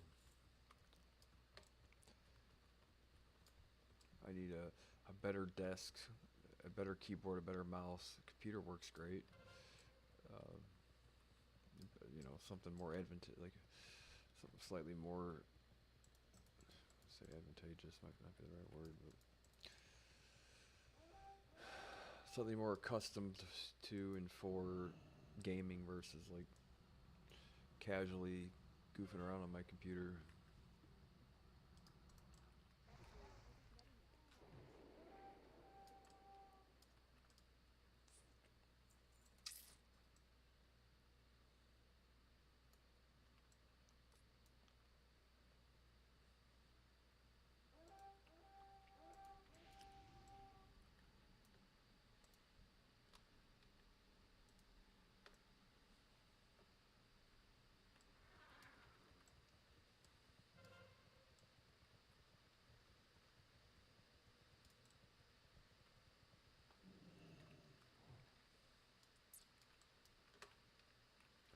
Archers.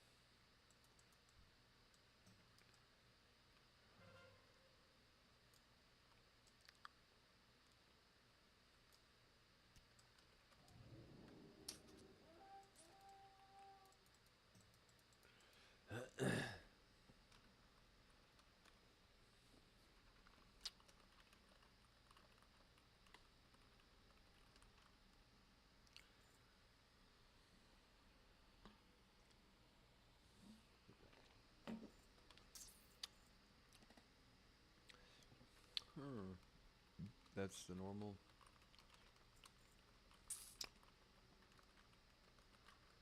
What a nightmare. 5,000 gold. Yikes.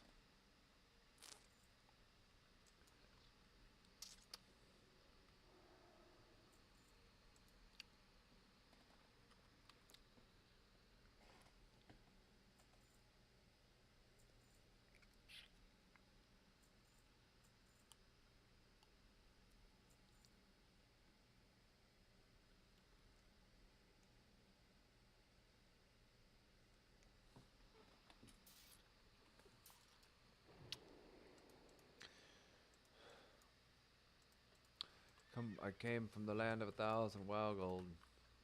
Now I'm at the land of 336 WoW gold.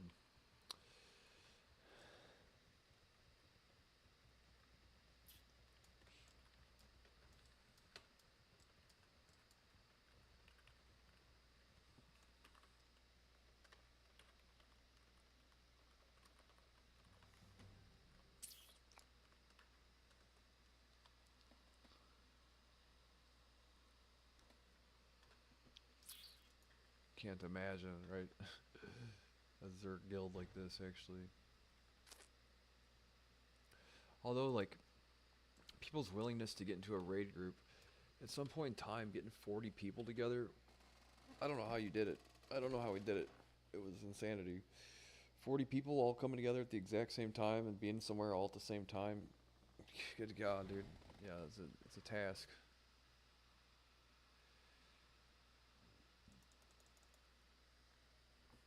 What a nightmare.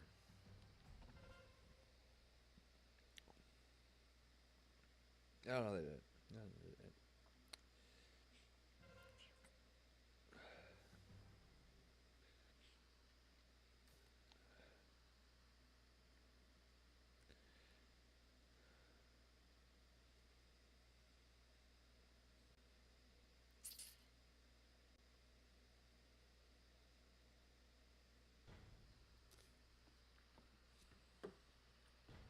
Golly.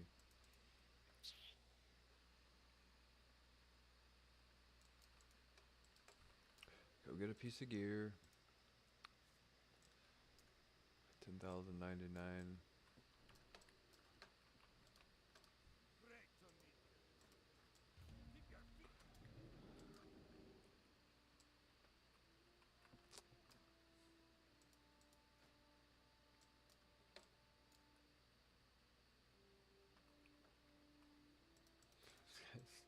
This guy's name is Free Palestine.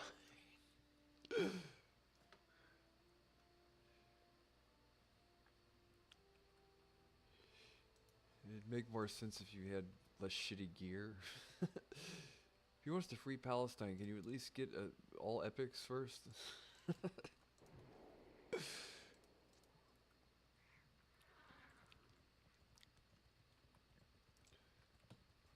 Starting to think you really don't want to free Palestine. All that shitty gear you're wearing.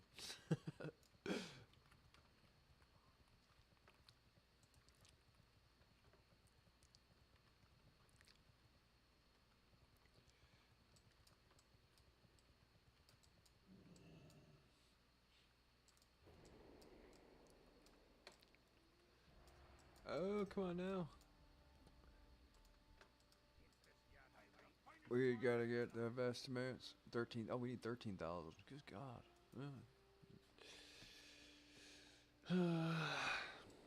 Well.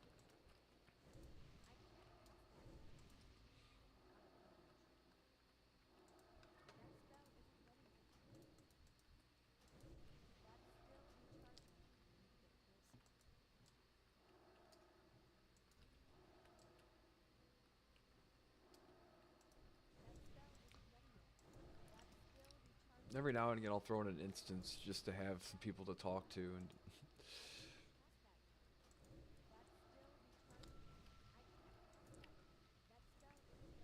I would love to do an Upper Blackrock Spire, would be fun.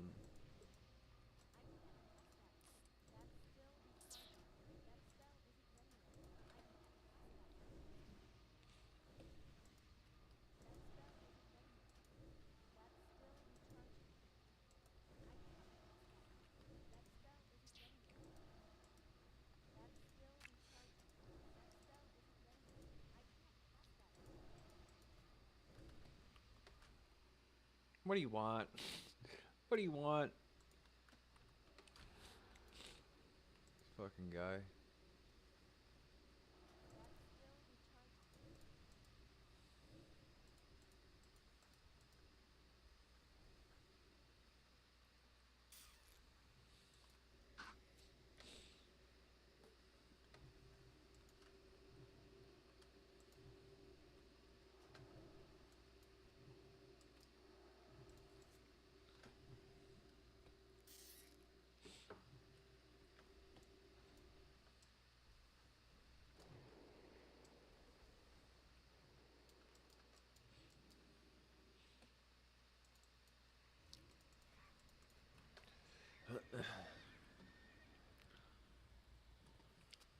That's an awful lot of horse noises.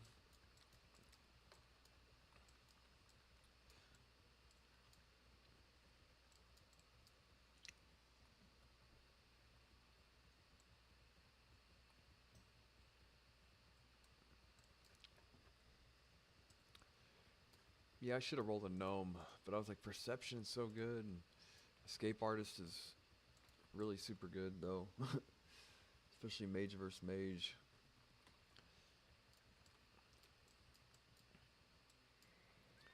Let's stick with the old tried and true.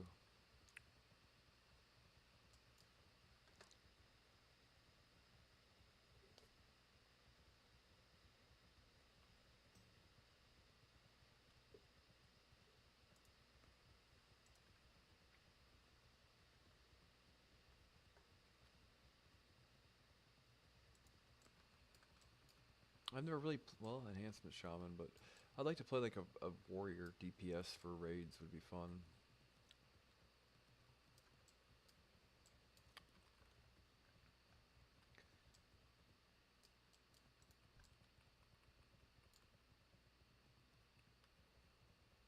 Clip clop, clip clop, clippity cloppity, clippity cloppity, clip clop, clip clop, clippity cloppity, clippity cloppity.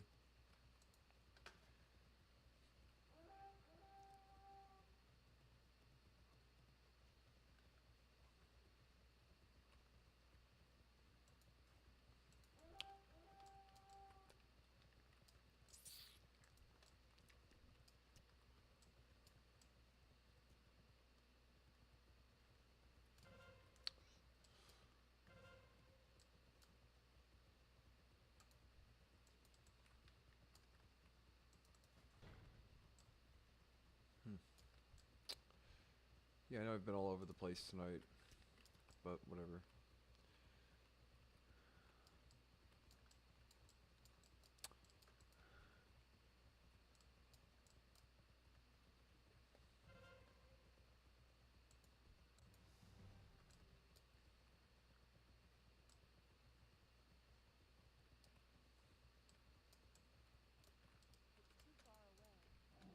Always gotta be the guy to cap it, guy.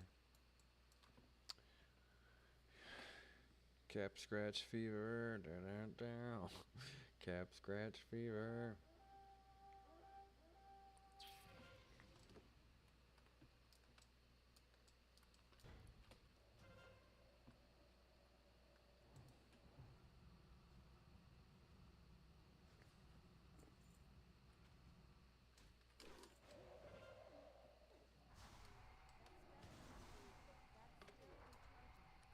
Do you get it? It's a parody of Ted Nugent's Cat Scratch Fever. Interesting story. Story time. Gather round. Gather round. My dad, he worked at a dealership. No, he worked at a silkscreen printing company. It was a subsidiary of like Anheuser-Busch or whatever. Uh, they made like all these plastic signs for all these companies and stuff, and like beer koozies and all this other stuff. He got free tickets to this bow hunting thing. It was at a family convention center, right? And Ted Nugent was like the keynote speaker there. And I forget what like year it was, like 1993 or 1994. And I got to meet old Ted Nugent when I was a kid. But he had a hunting book that came out that year, and My brother asked him to sign a copy of it. This is a shitty story. This is such abort. Yeah. Anyway, he signed the book, but he got my brother's name wrong. But yeah, we got to meet old Ted Nugent.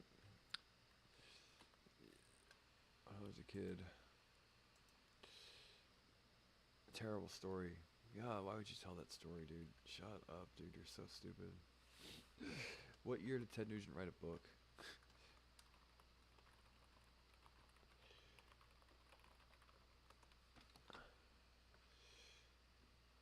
1996. No, it might have been. Here it is. This is Ted Nugent. Blood Trails: The Truth About Bow Hunting. Blow hunting. It said blow hunting. Right. So it was 1991. So this would have been like probably 1992 or 1993. I see a copy of it. We had a signed copy of the Nugent, Ted Nugent. It had him on the cover. It was holding a deer's head up, wasn't it? Yeah. He signed it to Janes. He spelled my brother's name Janes instead of James. Janes. Janes. Right. Have you ever met a Janes? That's like Carl Dilkington. You ever met a Janes? Never met a Janes before. Clearly, a 10-year-old boy named Janes. My parents must have been smoking crack at the time. Never heard of a James? It's the most common name on planet Earth for like the last 100 years. Nope, Janes. Janes. Anyway, thanks a lot, Ted Nugent. If you have dyslexia, then I apologize. But you did get my brother's name wrong. You signed a book for him 100 years ago. To Janes. Much like Carl Dilkington. It's funny. No, it is funny. Anyway, good story, guy. High five. It was an awesome story.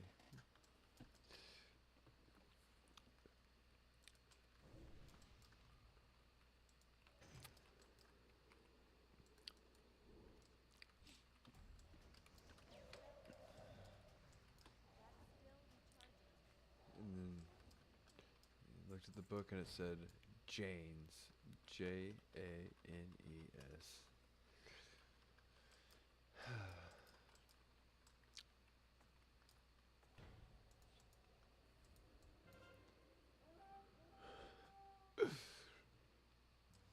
Absolutely spellbounding.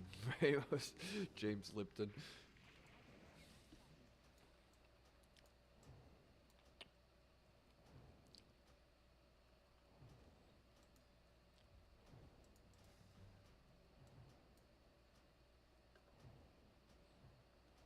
Spellbinding. Did I say spellbounding?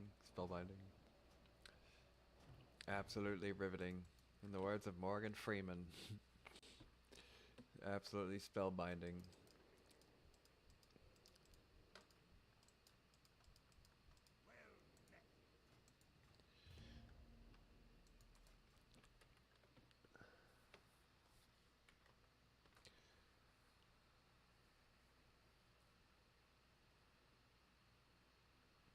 I should get this haircut under control.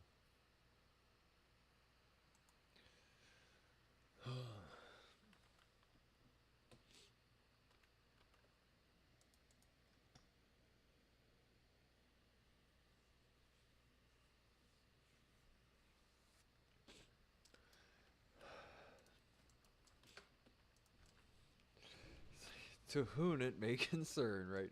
WHON. To whom it may concern. Hoon. To whom it may concern.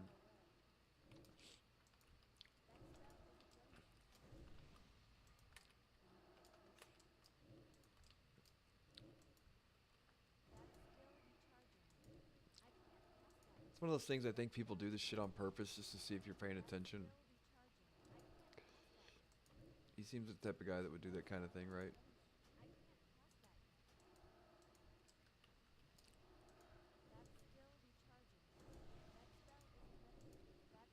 Now I wonder if he remembers that he did that.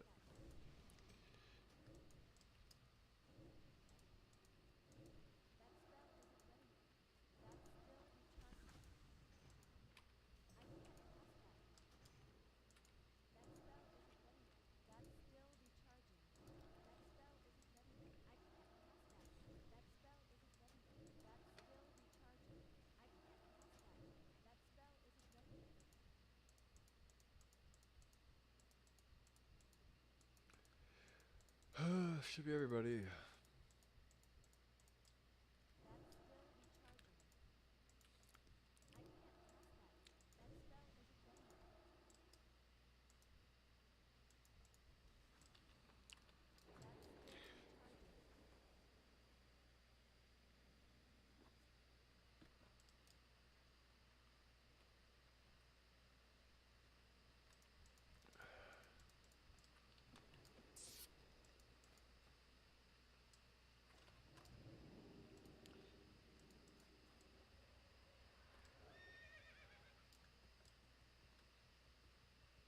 Clip clop, clip clop.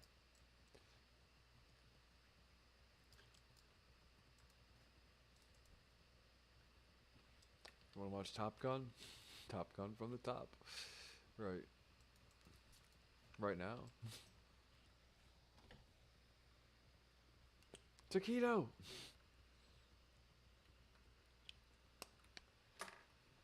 You have not seen the Tim and Eric $1 billion movie. It is one of the funniest fucking movies ever. Didn't receive much commercial acclaims or success, but it was super funny. Taquito!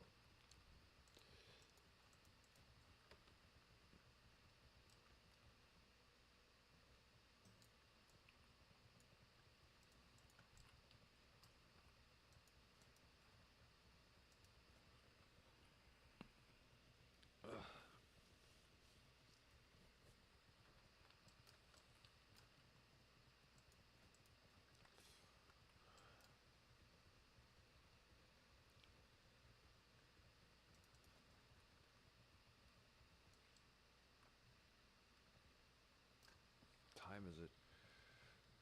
Oh my god, dude, it's almost midnight. It's almost tomorrow, actually, is what that adds up to. Tomorrow's Saturday. My least favorite day of the week. Always.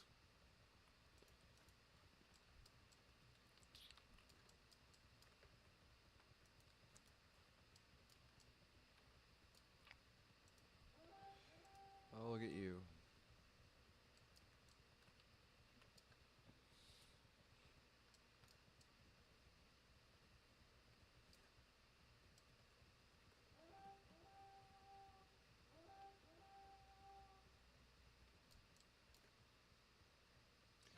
Really? 17 more set? Really? What does it say?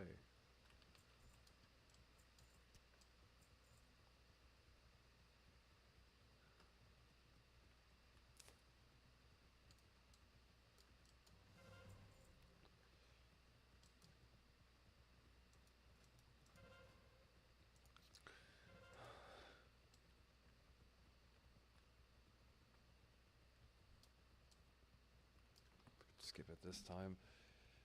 Tired of being the dummy that have to cap all this shit.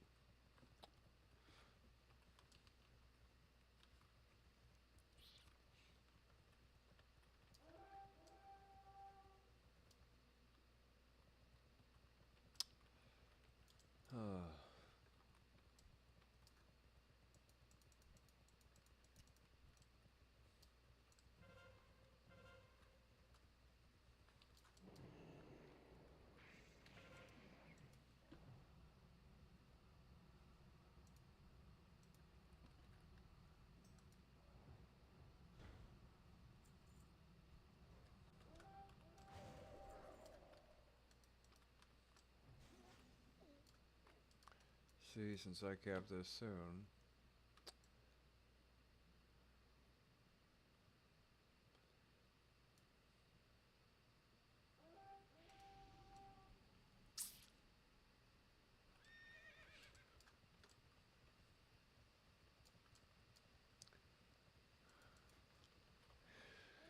Oh.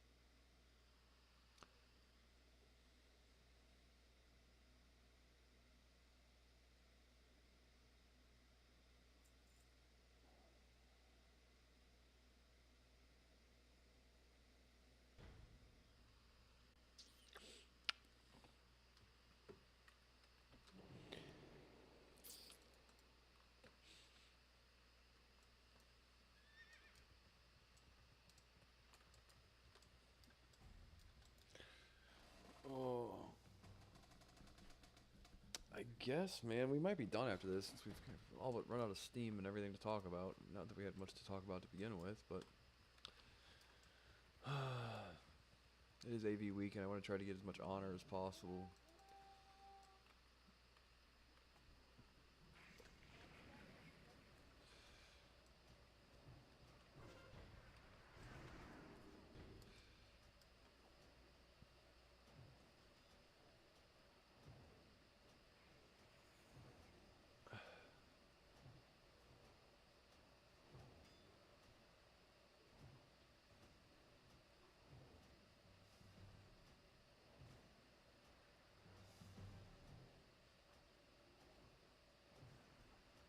Oh, come on now.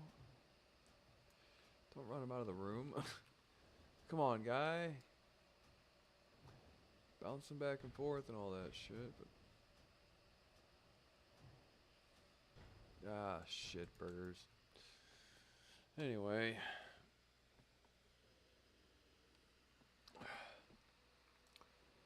Let's go until we get my piece of gear. Requires another 1,000 honor. Oh, I really don't want to. Let me turn this in. You got my attention. Watch, get her back. Off with you. How much does that give me there? Watch, get her back.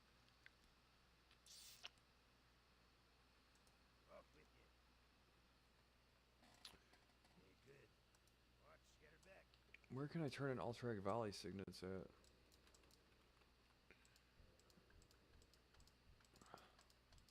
What's on your mind? Come on, get down with the signets. Come on, get down with the signets. I'm gonna get something to drink. Come on and get down with the signets.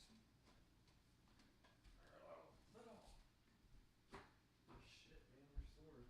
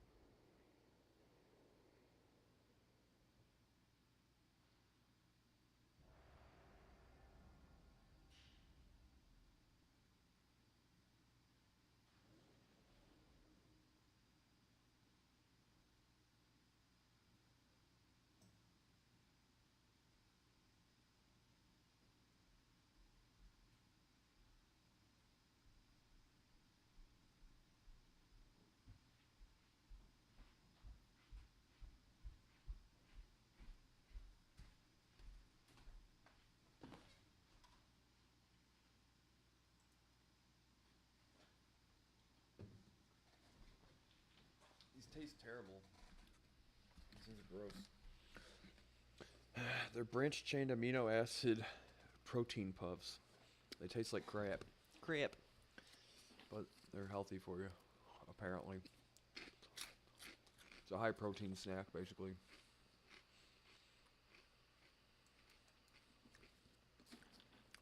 It's like flavored dog food. Or worse.